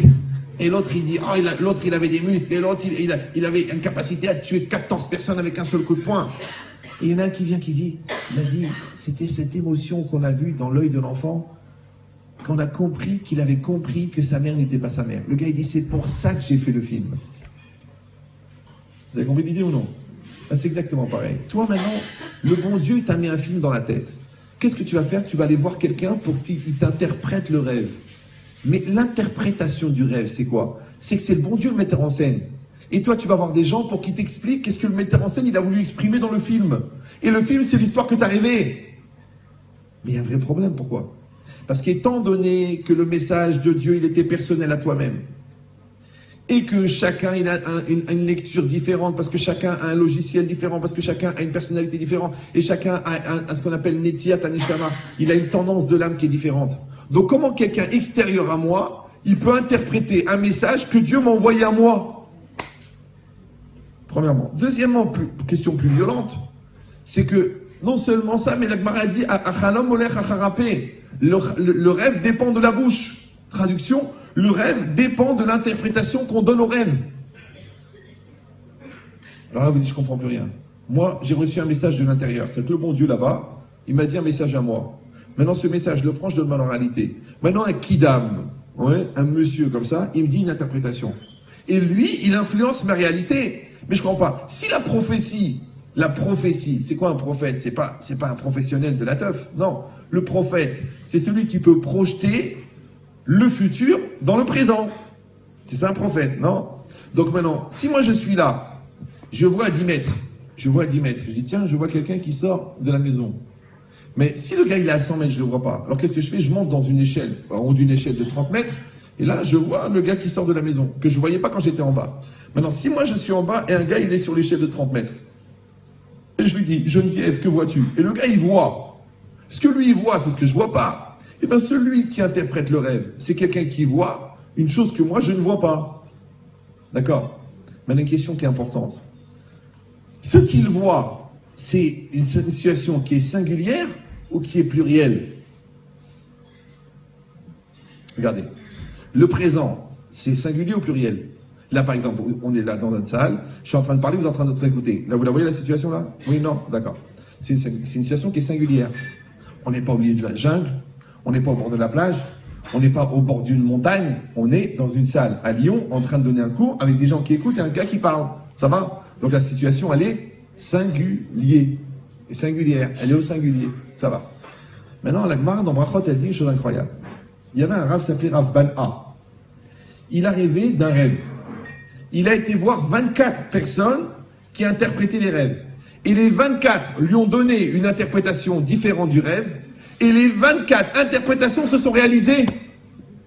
Tu dis, mais je comprends pas. Si le réel, il est présent, si le présent, il est singulier, et que le futur, à l'époque où il sera présent, il sera singulier, alors comment, si j'ai 24 lectures du futur, ça fabrique 24 présents différents? Alors il y a combien de présents?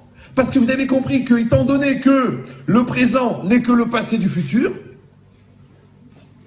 donc quand le futur sera présent, mon présent sera passé.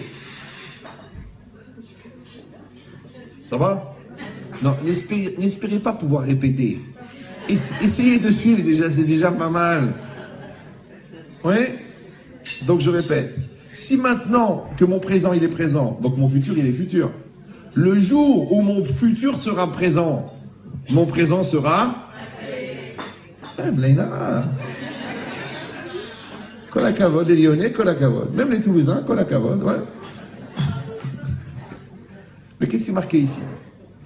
Encore une fois, si je dis que quand on a donné les 24 interprétations du rêve, le rêve s'est réalisé de manière différente 24 fois, donc ça veut dire que le rêve, il a fabriqué 24 réalités.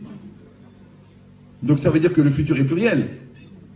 Mais puisque le futur est pluriel, et que le futur, à un moment, il sera présent, ça veut dire que le présent est pluriel. Donc ça veut dire que mon présent, il est pluriel et pas singulier. CQFD, ce que fait Dieu. Non, ce que fait Dieu. Non, mais est-ce que j'ai une tronche à dire ce que... Vous avez compris l'idée ou non?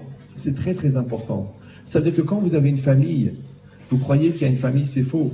Parce que le papa, il a un regard de la famille. La maman, elle a un regard de la famille. La grande fille, elle a un regard de la famille. Le garçon, il a un regard de la famille. La troisième, la cadette, la troisième aussi, elle a un regard de la famille. Donc en fait, il y a 5 familles. Vous voulez la preuve?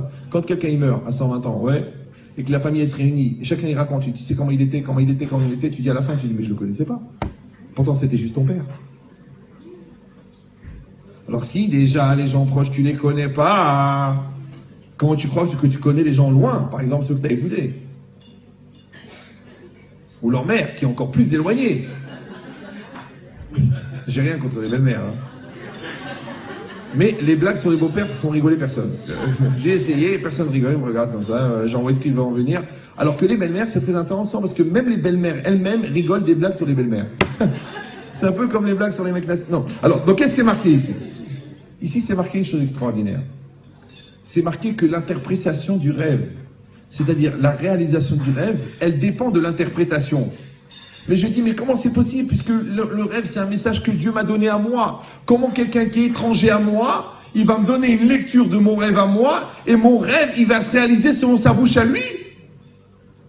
Mais si le bon Dieu, il voulait que ça se réalise par rapport à sa bouche à lui, il aurait dû lui donner le rêve à lui. Pourquoi à moi? Bizarre, non? Maintenant, étant donné qu'on a dit tout à l'heure que la réalité, la perception de la réalité et la perception du rêve n'est jamais éloignée, et ben c'est exactement pareil dans la vie. Des fois, toi, tu es bloqué dans une situation, tu demandes conseil à quelqu'un qui n'est pas dans ta situation, et la personne, elle t'éclaire sur ta situation, et enfin, tu comprends ta situation. Donc, tu vois que l'interprétation de ta réalité, elle n'est même pas liée à toi-même aussi. Toi, tu es convaincu que l'autre, il est méchant. Il t'en veut, il te détruit. Je te dis, écoute, mon amour, en fait, il est bipolaire. Il a un dérèglement d'humeur. Il faut qu'il prenne un petit médicament. Et quand il va le prendre, il va être bien. Le problème, c'est que le bipolaire lui-même n'arrive pas à reconnaître qu'il est bipolaire. C'est normal, parce qu'on ne peut pas être des mêmes côtés. 2 fois, on ne peut pas être la même personne sur les 2 pôles, pôle nord, pôle sud. Maintenant, avec un médicament, il est extraordinaire. Sans médicament, il est monstrueux. Donc pendant une semaine, il t'adore, t'es gentil, t'es ma vie, t'es mon cœur, t'es ma douceur. Une semaine après, tu crèves, tu meurs, tu t'étouffes, toi et ta sale race. Tu dis, mais je suis marié avec qui? C'est compliqué. Donc tu es marié avec un monstre 15 jours par mois. Incroyable. Ou une monstre. Il n'y a pas que des bipolaires masculins. Ouais. Tu dis, bah, cette logique-là, c'est quoi? C'est que tu dis, bah, comment je vais faire? Eh ben, comment je vais faire? C'est très simple. Je vais interpréter. Parce que tu vois, tu avais la haine pour tous ces comportements méchants. Et le jour où tu expliquais qu'il était malade, tu as eu de la peine. Tu te dis, oh, je vais prier pour lui. Je comprends, il y a une semaine, tu voulais qu'il meure, maintenant tu pries pour lui. Oui, mais je ne savais pas qu'il était malade. Mais c'est quoi savoir qu'il est malade? C'est un autre regard. Eh bien, c'est exactement pareil. Juger du bon côté, à votre avis, c'est quoi? C'est une autre manière de regarder la réalité ou c'est une autre manière de fabriquer la réalité? Moi, des gens, ils viennent me voir. Ah, on a un enfant qui est très distrait, qui fait la bagaille en classe, qui n'est pas concentré, qui n'écoute pas. Je lui dis, est-ce que vous avez fait des examens des yeux et des oreilles? Non. En fait, le goy, il ne voit rien. C'est une certaine région de l'Afrique, d'accord? Il n'entend pas bien. Donc, comme il ne voit rien, il s'avance toujours. La prof, elle en a eu marre, elle l'a mis au fond de la classe. Du coup, il ne voit rien. Comme il ne voit rien, il fout le balagan dans la classe. Et lui, ils ont mis des lunettes. C'est cool, le mec, il est devenu le meilleur de la classe. 8 ans de perdu, 8 ans d'insultes, 8 ans de nerfs, 8 ans d'injustice, 8 ans de souffrance. Maintenant, celui-là, c'est les yeux qui vont pas bien. L'autre, maintenant, c'est la concentration qui va pas. L'autre, c'est la capacité à dire merci. Il ne sait pas dire merci. Chacun, il est handicapé de quelque part. Et tu es handicapé de ce que tu dois travailler. Maintenant, la version positive ou négative de l'handicap s'appelle le lekaf zechut, juger du bon côté. Et qu'est-ce que c'est? C'est un rapport. Maintenant, quand moi, je vois du mal, mais je rêve du bien, donc je juge positivement et le bien se réalise et la personne mauvaise, elle devient bien. Mais quand je vois du bien, il y a du bien, mais je vois du mal, parce que je suis parano, eh ben je trouve les preuves pour confirmer que j'ai bien fait de voir mal. Parce que tu vois, il m'a pas dit bonjour, t'as vu, il n'est pas venu à la bar mitzvah. Bon, mais il a perdu son père. Et alors? Toujours à trouver des raisons. D'accord? Donc ça veut dire que la capacité à voir la réalité et la capacité à rêver le rêve, elle est exactement la même. Donc maintenant, on a une question maintenant. Est-ce qu'on est là pour réaliser nos rêves ou est-ce qu'on est là pour virtualiser notre réalité?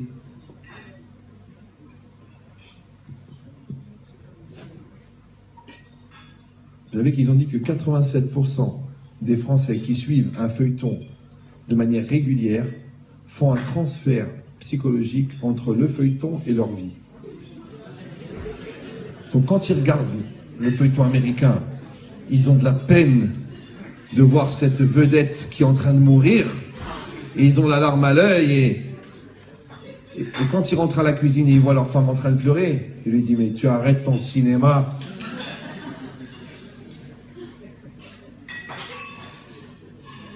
C'est compliqué. Ça va? Et bien cette logique-là, c'est que l'interprétation du rêve, elle dépend de la personne qui l'interprète, oui ou non. Maintenant, étant donné qu'il est très tard et qu'on vient à peine d'entamer le sujet, ce qu'on appelle l'artam, oui, donc je vais un petit peu le fracasser, le massacrer pour vous donner quelques clés de compréhension, parce que sinon on va passer la nuit. Le Rav Dessler, il ramène un sujet au nom du Rajba, qui est rapporté dans les Shut Rajba. Là-bas, c'est marqué, il y a une notion qui s'appelle Altif Tarpe la Satan. Vous avez entendu parler de ça? C'est comme par exemple quand vous roulez la nuit en voiture et que les phares s'arrêtent de marcher et qu'il pleut à torrent et qu'il y a les essuie-glaces qui ne marchent plus et il y en a un à l'arrière qui se met à raconter des accidents de la route. La voiture, elle a roulé. Elle a fait 6 tonneaux. On a trouvé les jambes à l'arrière. Le corps dans un arbre. Tu dis, écoute, on est en train de rouler la nuit, avec la pluie, sans les phares. Alors, s'il te plaît, fais cette mitzvah accessible à n'importe quel niveau de religion, ferme-la. Alors, on dit, Al tiftarpe la Satan. Mais le Satan, vous savez qui c'est le Satan? Non, je ne parle pas de... Non, le vrai Satan. Vous savez, on dit une fois le Yetzer Hara, il a voulu foutre la pagaille dans les synagogues. Le vrai Yetzirara, il cherchait à faire il a cherché une synagogue sérieuse, avec un rabbin sérieux, avec un public, une keïla sérieuse. Ils étudient la Torah, ils ont Yirat Shamayim. Il est rentré là-bas, le Satan, il est rentré là-bas. Waouh! Un être de feu, 8 mètres de haut, des cris, des nerfs, de la bave et de la chala qui coulaient de partout. Tout le monde s'est enfui de la synagogue. Et il y en a un, il est resté assis, torbo, avec sa Gemara détendue. Le Satan, il s'est approché comme ça, un être de flamme, Belzébuth, mais au fond du but. Il a dit, t'as pas peur? Il a dit non. Mais tu sais qui je suis? Il a dit oui. Et t'as pas peur? Il a dit non. Il dit comment? Il a dit écoute, j'ai épousé ta soeur il y a 25 ans, alors. Donc c'est quoi l'idée? C'est pas grave. Bon, il n'y a que les hommes qui l'apprécient celle-là. D'accord. Mais c'est quoi? Cette idée-là, Altif Tarpé la Satan, c'est quoi? Maintenant, moi je parle, d'accord? Je parle, et le Satan il est là-bas. Et maintenant, quand moi je parle, Chas v'Shalom, d'un accident, alors le Satan il va provoquer l'accident. On me dit non, ouais. Mais, on ne peut pas commander le Satan. C'est pas qu'il est à ta disposition. Mais d'un autre côté, le Satan c'est l'Yetzirah. Où il est, l'Yetzirah, il est en toi. Et le Satan Yetzirah, c'est un seul ange. Alors, vous savez comment il s'appelle le Satan à l'extérieur? Celui qui avait amené la punition. Vous savez comment il s'appelle le Satan à l'intérieur? Il s'appelle la culpabilité. Maintenant, celui qui a fauté, il sait qu'il va prendre sur la gueule. Il le sait. Il attend la tréha. C'est comme l'enfant qui a volé. Il a volé. Mais il ne sait pas si ses parents ils savent ou ils ne savent pas. Alors quand il rentre dans la salle à manger, son père il lui fait « Hé !» Alors il fait « Oh !» Il dit « Toi, tu as quelque chose à te reprocher. » Alors chacun d'entre nous, il a des choses à se reprocher. Il y en a plus, il y en a moins, il y en a trop. Mais chacun, il a. Donc il attend que la machine à laver, elle tombe. Il ne sait pas d'où elle va venir. Ou là, un frigo américain. Mais elle va venir. Parce qu'il sait qu'il ment, il sait qu'il vole, il sait qu'il triche. Il sait qu'il a dépensé pourri. Elle va tomber. Alors, vous savez ce que c'est la culpabilité? La culpabilité, c'est comme si tu dis à la punition, viens. Et elle vient. C'est comme si quelqu'un, il est en pleine mer, et il commence à se faire des coupures avec des couteaux. C'est comme si tu dis au requin, viens. C'est comme si quelqu'un, il ment, et après il dit, comment ça se fait que personne ne me croit? Mais c'est lui qui ment.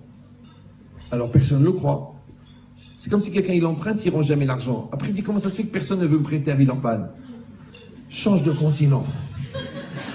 Parce que tu as une réputation qui te dépasse. Oui, donc ça veut dire quoi? C'est-à-dire que quand on accepte la logique de la causalité, on crée une réalité au fur et à mesure qu'on la vit. C'est comme quelqu'un qui stresse ses enfants, après il ne comprend pas pourquoi ils sont hypocrites. Mais ils sont obligés d'être hypocrites. Parce que toi, c'est pas que tu les stresses pour qu'ils grandissent, c'est que tu les stresses pour les stresser. Et comme la seule manière d'échapper à ton stress, c'est de te mentir, donc ils sont obligés de mentir pour que tu arrêtes de les stresser. Maintenant, comme toi, tu te mens en croyant qu'en les stressant, tu les fais évoluer, eux, ils te mentent pour que toi, tu crois qu'en mentant, ils ont dit la vérité. Ça fait un menteur en face d'un menteur, les jeux sont faits, impair et noir, tout s'arrête. Ah ben, c'est exactement pareil. C'est pas que toi, tu parles et tu dis au Satan d'aller mettre une plaque d'huile pour que la voiture, elle fasse des tonneaux. Mais pas du tout. C'est que quand toi, tu parles, l'autre, il développe une culpabilité. La culpabilité, elle réveille le Beddin d'en haut. Le Beddin d'en haut, il dit, mais effectivement, il mérite une tréha. Et la tréha, elle vient. Donc, qui c'est qui a appelé la tréha? C'est toi qui appelles la tréha. C'est pour ça qu'il faut faire attention quand vous prononcez. Il faut dire Torah Tsivalanu. Il ne faut pas dire Tréha Tsivalanu. Tréha Tsivalanu. Attention, elle va venir la tréha. C'est pour ça que les gens qui ont un mal vécu de la Torah, eh ben, ils la vivent la Torah comme une tréha. Quelle différence entre le tréha et Torah? C'est que le H dans Torah, il est aspiré, alors que le H dans tréha n'est pas aspiré. Et bien les gens qui ont une Torah dont le H n'était pas aspiré sont obligés ensuite d'aspirer du H pour assumer la Torah. C'est incroyable.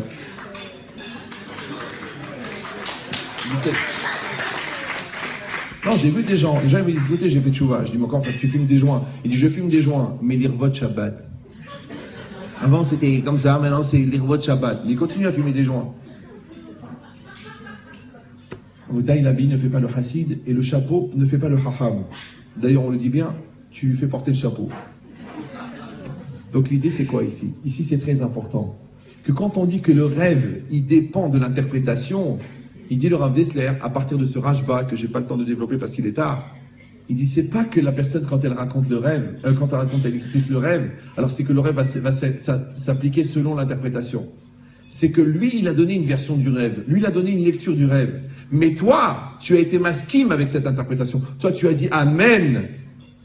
Comme cette jeune fille hier soir, qui s'est fait avoir par un brel, qui l'a trompé avec ça. Il était marié, il était avec cette femme-là, et elle croyait, parce qu'il lui disait qu'il va divorcer, qu'il ferait des enfants avec elle, qu'il serait l'homme de sa vie. Et un jour, au bout d'1 an et demi, qu'il a bien profité, qu'il a bien mangé sans jamais demander l'addition, il lui a envoyé un texto pour lui dire c'est fini.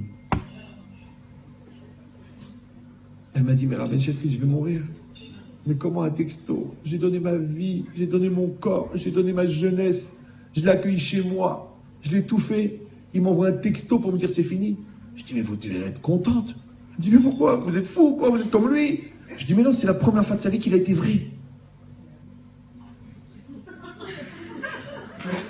C'est-à-dire que le problème, c'est que tous ces mensonges qui ont existé n'ont pu exister que parce que quelqu'un les croyait.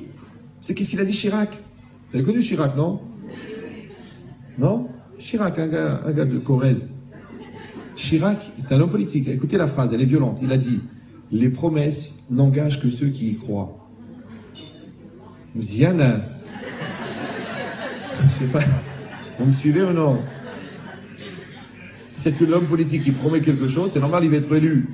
Parce que lui, ils disent, ouais, le peuple élu, le peuple élu. Mais ils sont élus tous les 5 ans. Nous, on est élus une fois tous les 2000 ans. Qu'est-ce qu'ils veulent encore, ouais? 3000 ans. Alors écoutez bien cette logique-là. Quand je dis la promesse n'engage que celui qui y croit, c'est que le vendeur, il te vend quelque chose. En vérité, il te vend un rêve. Par exemple, il tape à la porte. Il dit, bonjour monsieur, nous vendons des aspirateurs. Le mec, il dit, écoutez, j'en ai un, j'en ai pas besoin. Il dit, mais par contre, j'ai besoin d'un frigo. Et toi, tu lui dis, mais cet aspirateur fait les glaçons.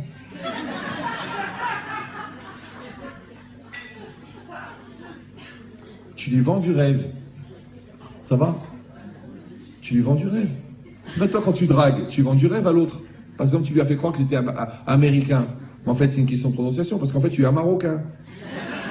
Tu as la nationalité marocaine. American? You're American? Yes, American, mais Casablanca.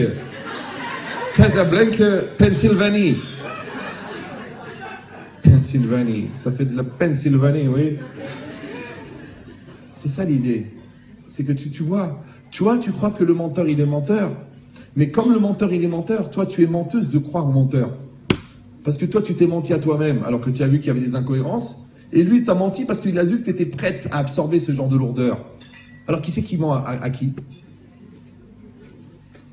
C'est exactement pareil. Quand toi, tu vas accepter l'interprétation, parce que l'autre, il vient chez toi et te dit, tu sais, ça va mal se passer, et tu vas perdre ça, et le magasin ne va pas marcher. Et toi, tu dis, oui, oh, oui, le magasin, il est mal placé, effectivement, les employés sont des pauvres types, et le produit, il est pourri, et j'ai perdu à la marge. Eh ben, tu peux déposer le bilan déjà d'avance. Mais tu déposes pas le bilan parce qu'il t'a maudit, ou parce que ta belle-mère, elle a fait du shror, ou parce qu'ils ont mis des gris-gris. C'est parce que toi, tu y as cru. C'est que la vie, c'est une proposition. Mais quand toi, tu crois à la proposition, c'est en adhérant à la proposition et en donnant du crédit à la proposition que tu fais que la proposition n'est plus une proposition, elle devient une imposition. Donc tu as peur. Ta peur, elle détruit ta émouna. Ton besoin de rêver, il détruit ta émouna. Ta dépendance émotionnelle, elle donne de la force au Don Juan. Ton anorexie sentimentale, parce que tu as trop besoin. Ouais, c'est ça qui donne le bâton au pervers narcissique pour te détruire. Mais c'est toi qui l'as fabriqué, le pervers, parce qu'il existe. C'est vrai. Il y a des pervers. Comme il y a des mamans communistes, il y a des pères écologistes. Ça fait un pervers et une mère rouge. Mais ça, c'est quoi? C'est que c'est une réalité qui est devant toi.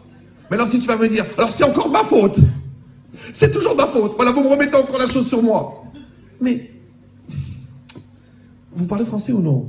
Vous parlez français? Vous parlez? C'est vrai? Écoutez bien, vous allez me dire si on parle le même français. C'est en français quand on dit le plus dur dans la vie, c'est de se remettre en cause. Comment les gens ils traduisent remettre en cause? Remettre en cause, ça veut dire que au lieu de penser que la cause, elle est à l'extérieur, tu te remets à la place de la cause, puisque tu sais que tu es la cause de la cause. La raté que le cause. C'est ça, être la cause en anglais. Be cause. To be cause. Be cause. Tu es la cause. Maintenant, quand tu acceptes que tu es la cause, d'un côté, c'est un poids à porter, mais d'un autre côté, c'est la liberté, puisque quand c'est toi qui conduis la voiture, eh ben, va à gauche ou va à droite. Mais qu'est-ce que tu fais, toi? Tu dis non, je ne veux pas conduire. Après, tu dis, pourquoi on a pris à droite? Alors, prends la voiture. Prends le volant, au lieu de critiquer, prends le volant. Le manger, il n'est pas bon. Eh ben, cuisine. Hein, la chemise n'est pas repassée 100% comme ma mère l'a repassée. Ok, mais ta mère l'a repassée parce que ton père l'exigeait. Il m'a dit oui. Et ta mère, elle s'est pendue. C'est vrai. Ça n'a pas fait un pli d'ailleurs. Elle a été repassée une fois pour toutes. Oui. Donc vous avez compris l'idée. L'idée, ça veut dire qu'en vérité, tu es la cause et tu es la conséquence. Maintenant, tu peux être la bonne cause, puisque tu prends ta vie en main. Ou tu peux être le contraire, tu peux être la conséquence. Toute la vie dans la vie, on sort des conséquences. En fait, il y a des conséquences, je sais. Mais en vérité, c'est ça la vie. La vie, c'est des séquences. Il y a les bonnes séquences et les mauvaises séquences. Ça s'appelle les conséquences. Maintenant, pourquoi tu veux être dans la conséquence? Tu as être dans la bonne séquence. Vas-y, prends-toi en main. Vas-y, agis, lève-toi. Vas-y, il faut prier, prie. Il faut travailler, travaille. Il faut étudier, étudie. Il faut demander pardon, demande pardon. Ah, c'est pas évident. Ah, vous la connaissez pas. Ah, vous savez pas ce que je vis. Ah, ma souffrance, mon cœur, ma douleur, ma mort. C'est ça ton problème. Ton problème, c'est que tu préfères rêver que d'assumer. Mais moi, je te dis, toi, tu es dans un rêve et moi, je suis dans un rêve. Moi, je suis dans un rêve que je vais réussir. Toi, tu es dans un rêve que tu vas réussir. Donc, tu sais ce qu'on peut faire? On peut réunir nos rêves. On appelle ça en français la communion des bonnes volontés. Ou alors, on peut réunir nos cauchemars. Ça s'appelle la communion des mauvaises volontés. Ramma contre Ramma. Et ça marche. Parce que avancer ensemble, c'est pas évident. Mais reculer ensemble, on va y arriver.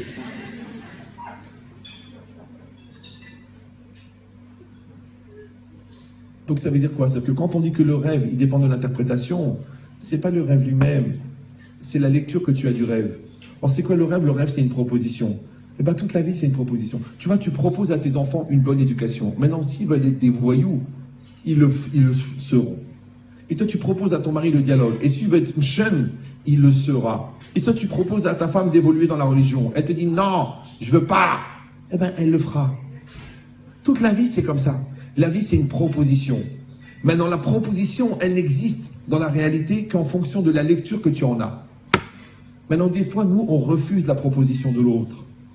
Et nous, on ne veut pas être une proposition pour l'autre. On veut être une imposition pour l'autre. Je suis très déçu de ton comportement. J'attendais mieux que toi. Je te voyais différemment. Mais, maman, papa, mon rave, mon ami, mon conjoint, mon frère, ma soeur. Mon rêve, c'est de devenir moi-même. Alors que ton rêve, c'est que je devienne toi-même. Et je ne peux pas être toi-même puisque je suis déjà occupé à être moi-même. Mais tu sais, si tu étais moi, ça me ferait plaisir. Oui, mais si moi j'étais toi, toi tu serais qui?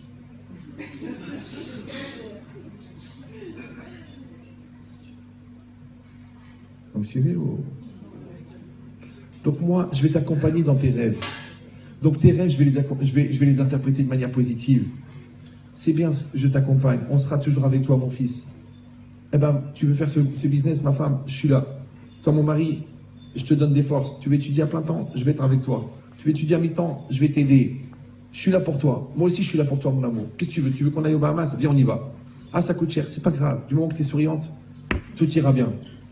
Ou tu dis non, c'est un peu cher. Bon, c'est pas grave. Gratuit. Mourir, c'est gratuit. Vivre, c'est cher. Vous savez que les dépenses des morts sont très limitées. Déjà, ils ont acheté un appartement, ils le garderont pour toujours. Sauf si la concession a été achetée avec concession. Mais si on l'a acheté sans concession, elle restera pour toujours. Oui. C'est pour ça que les gens, ils achètent maintenant des places de tombes en Israël. Parce qu'ils n'ont jamais de problème avec les locataires. Ben, c'est exactement pareil. La vie, c'est une proposition. Donc Hachem, il t'envoie un rêve. Le rêve, c'est une proposition. Maintenant, si tu l'interprètes en bien, c'est parce que tu es bien dans ta peau. Et si tu l'interprètes en mal, c'est parce que tu es mal dans ta peau. Maintenant, le fait de que tu es mal dans ta peau, c'est à cause de tes avérotes. Et tes avérotes, ils t'ont créé de la culpabilité. Et la culpabilité, elle s'appelle un appel à la punition. Et l'appel à la punition, elle amène la punition. Donc toi, tu crois que c'est parce qu'on a mal interprété le rêve que tu as pris sur la tronche. C'est qu'en vérité, parce que toi, tu étais mal dans ta peau. Mais alors, pourquoi tu es mal dans ta peau? Parce que tu as des choses à regretter. Donc moi, je vous conseille, si vous voulez des beaux rêves, ou si vous voulez que vos rêves se réalisent, ne faites pas des choses que vous pourriez regretter. Parce que quand tu dis une chose que tu ne voulais pas dire, eh ben, tu vas regretter de l'avoir dit. Quand tu vas faire des choses que tu sais que tu ne devrais pas les faire, eh ben, un jour ou l'autre, tu vas regretter de les avoir fait. Or, qu'est-ce que c'est? Qu'est-ce que c'est la conséquence? Eh ben, c'est la réalisation de l'acte. Eh ben, qu'est-ce que c'est l'interprétation du rêve? C'est la réalisation du rêve. Alors, puisqu'on a dit qu'il n'y a pas de différence entre le rêve et la réalité, donc on doit juste décider, est-ce qu'on veut fabriquer des beaux rêves ou est-ce qu'on veut fabriquer des mauvais rêves? Maintenant, si on veut fabriquer des beaux rêves et qu'on veut réaliser des beaux rêves, alors il va y avoir un lien de cohésion entre mon rêve et ma réalité. Mais si on crée des mauvais rêves, c'est-à-dire des rêves qui sont basés sur l'illusion, sur l'angoisse, sur la culpabilité, sur la bêtise, sur la lourdeur, sur les avérotes, sur la touma, sur le mensonge, eh ben on va créer une culpabilité qui va appeler la punition, et donc automatiquement le rêve, quand on va me l'interpréter même en bien, moi je vais le voir mal, et comme je vais le voir mal, il va se passer mal. C'est pour ça que la Gemara dit, il faut toujours raconter le rêve à quelqu'un qui t'aime. Parce que quelqu'un qui t'aime, il va te rassurer. Il va dire, mais non, si, il dit, mais, moi, il vient chez moi, il dit, Rav, j'ai vu, il y avait du sang dans toute la maison, j'ai l'angoisse. Je dis, mais c'est bien, ça veut dire qu'il va y avoir une Brit Mila. Ah, merci Rav. Mais j'en sais rien, peut-être qu'il va y avoir un serial killer. Un serial killer. Mais lui, il est bien maintenant. Il dit, ah, il va avoir une Brit Mila. Vous savez, regardez, je connais quelqu'un, ils ont attendu 13 ans, pas d'enfant, pas de grossesse, rien. Des traitements, des hormones, des tralwadom, des khalababom. Ils ne voulaient rien faire. Non, je veux pas de traitement, je veux pas faire de FIV, je veux pas, pourquoi? Je veux accoucher comme tout le monde, je veux tomber enceinte. Elle ne voulait pas. 13 ans, ça a pris. Des cris, des nerfs. Le Shalom Bayit, c'est très dur quand il n'y a pas d'enfant. Ouais. Et des nerfs, et des remises en cause, d'Hachem, et à la fin, on a parlé, à la fin, j'ai dit, c'est pas grave, votre normalité, c'est avec la FIV, et ben vous allez faire la FIV, et vous allez avoir un beau bébé avec la FIV, elle a accepté la FIV. Et la semaine où il devait faire la FIV, l'autre médecin, il dit, mais vous êtes enceinte. Je ne sais pas si vous me suivez. C'est que le bon Dieu, il attendait que tu acceptes. C'est pour ça qu'il y a deux C dans accepte. Avec 3 C. Mais toi, tu as du mal à accepter. Tu vois, tu n'acceptes pas ton fils. C'est pour ça qu'il n'aime pas. Eh bien, tu dois accepter tes rêves. Et tu dois accepter les rêves de l'autre. Et tu dois accepter la teshuva de l'autre. Quand tu vois quelqu'un qui est pur, quelqu'un qui investit, quelqu'un qui se remet en cause, quelqu'un qui dit les chômeurs Nigia, qui travaille dans le commercial, quelqu'un qui fait le Birkat Amazon dans le parking, tu dois le respecter. Tu ne dois pas dire, mais pour qui il se prend celui-là, mec, de quoi on parle? On est archaïque. Et quoi, toi qui regardes des films porno, t'es pas archaïque, toi? T'es pas un animal? Alors, qu'est-ce que tu te plains que lui, il préserve ses yeux, alors que toi, tu te pourris les yeux? Et c'est lui le sauvage, et toi, t'es quoi, toi? T'es un chien de pattes. Donc la logique, c'est simple. C'est que quelqu'un qui a des beaux rêves, laisse-le rêver. Et espère un jour atteindre ses rêves, toi. Parce que qu'est-ce qu'il a fait, lui? Lui, il a mis son idéal devant sa réalité. Et toi, t'as détruit ton idéal à cause de ta réalité. Donc vous avez compris maintenant. En fait, la culpabilité, c'est elle qui amène à la punition. Ah, tu dis, comment on va faire pour éviter la culpabilité? Alors il faut faire comme les gens. Ah ben je m'en fous, ni Dieu ni maître, aucune responsabilité, aucune. Non. Pour éviter la culpabilité, il ne faut pas être coupable. Vous me suivez ou non? Pour ne pas avoir des choses à regretter, il ne faut pas faire des choses à regretter. D'accord? Pour ne pas s'excuser des mots qu'on a dit, il ne faut pas les dire. Pour ne pas avoir des gens qui font la gueule en face de toi, il faut arrêter de faire la gueule. Arrête de faire la gueule, arrête. Les gens font la gueule. Je vous dis, si tu as perdu quelqu'un, non, je suis contrarié. Arrête de faire cette tête, arrête. Les mecs, ils sortaient des camps de la mort, ils rigolaient, parce qu'ils avaient eu la vie sauve. Et toi, tu as une déception sentimentale quand tu avais 17 ans, à 38 ans, tu fais encore la tête. Mais va te soigner. Fais une thérapie, prends un cachet, fais quelque chose. C'est marqué ici, Arbotet, c'est pas shoot. Le rêve, oui, il va être interprété selon ton esprit. C'est pour ça qu'il faut beaucoup travailler sur son moral, il faut beaucoup construire sa émouna, il faut beaucoup renforcer son couple, il faut beaucoup armer ses enfants, parce qu'on ne sait pas quel genre de réalité le bon Dieu va leur proposer. Maintenant, s'ils sont forts, équilibrés, ils ont la émouna, ils sont intelligents, ils sont autonomes, c'est pas grave.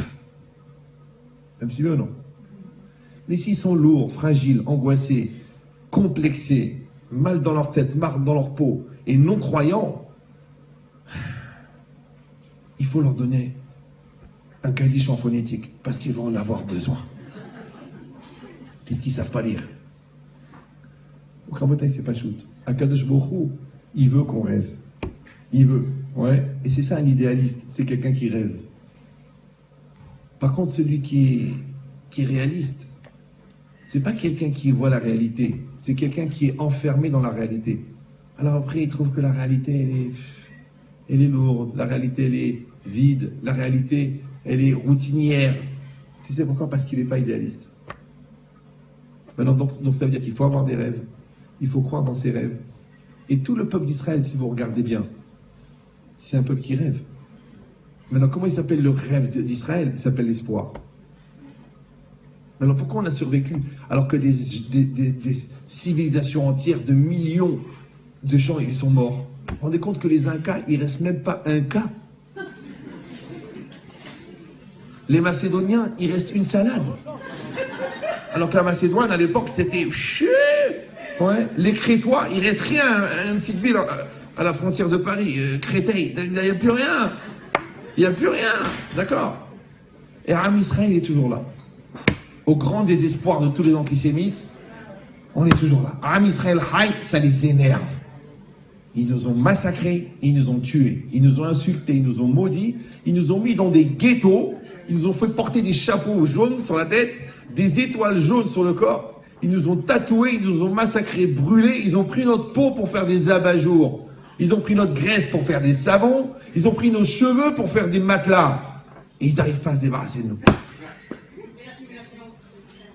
Je ne parle pas des gens qui sont debout millés, je parle des gens qui sont assimilés. D'accord? Donc l'assimilation, ça, c'est la tentation de Esav. Mais ça ne vient pas de Esav, ça vient de Yaakov, qui est attiré par le rêve de Esav.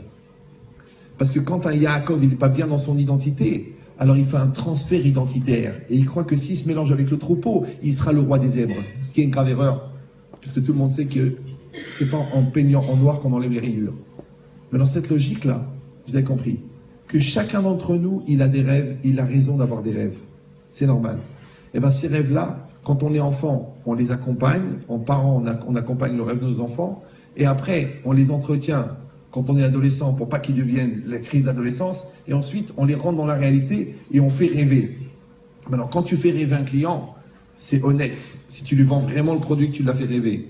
Quand tu fais rêver ton conjoint, c'est honnête. Si vraiment tu lui apportes le bonheur que tu lui as fait rêver. Quand tu fais rêver tes enfants de la réalité de Dieu, pour eux, la réalité de Dieu, ça sera la Emouna. Et ils ont bien fait de rêver, et c'est bien.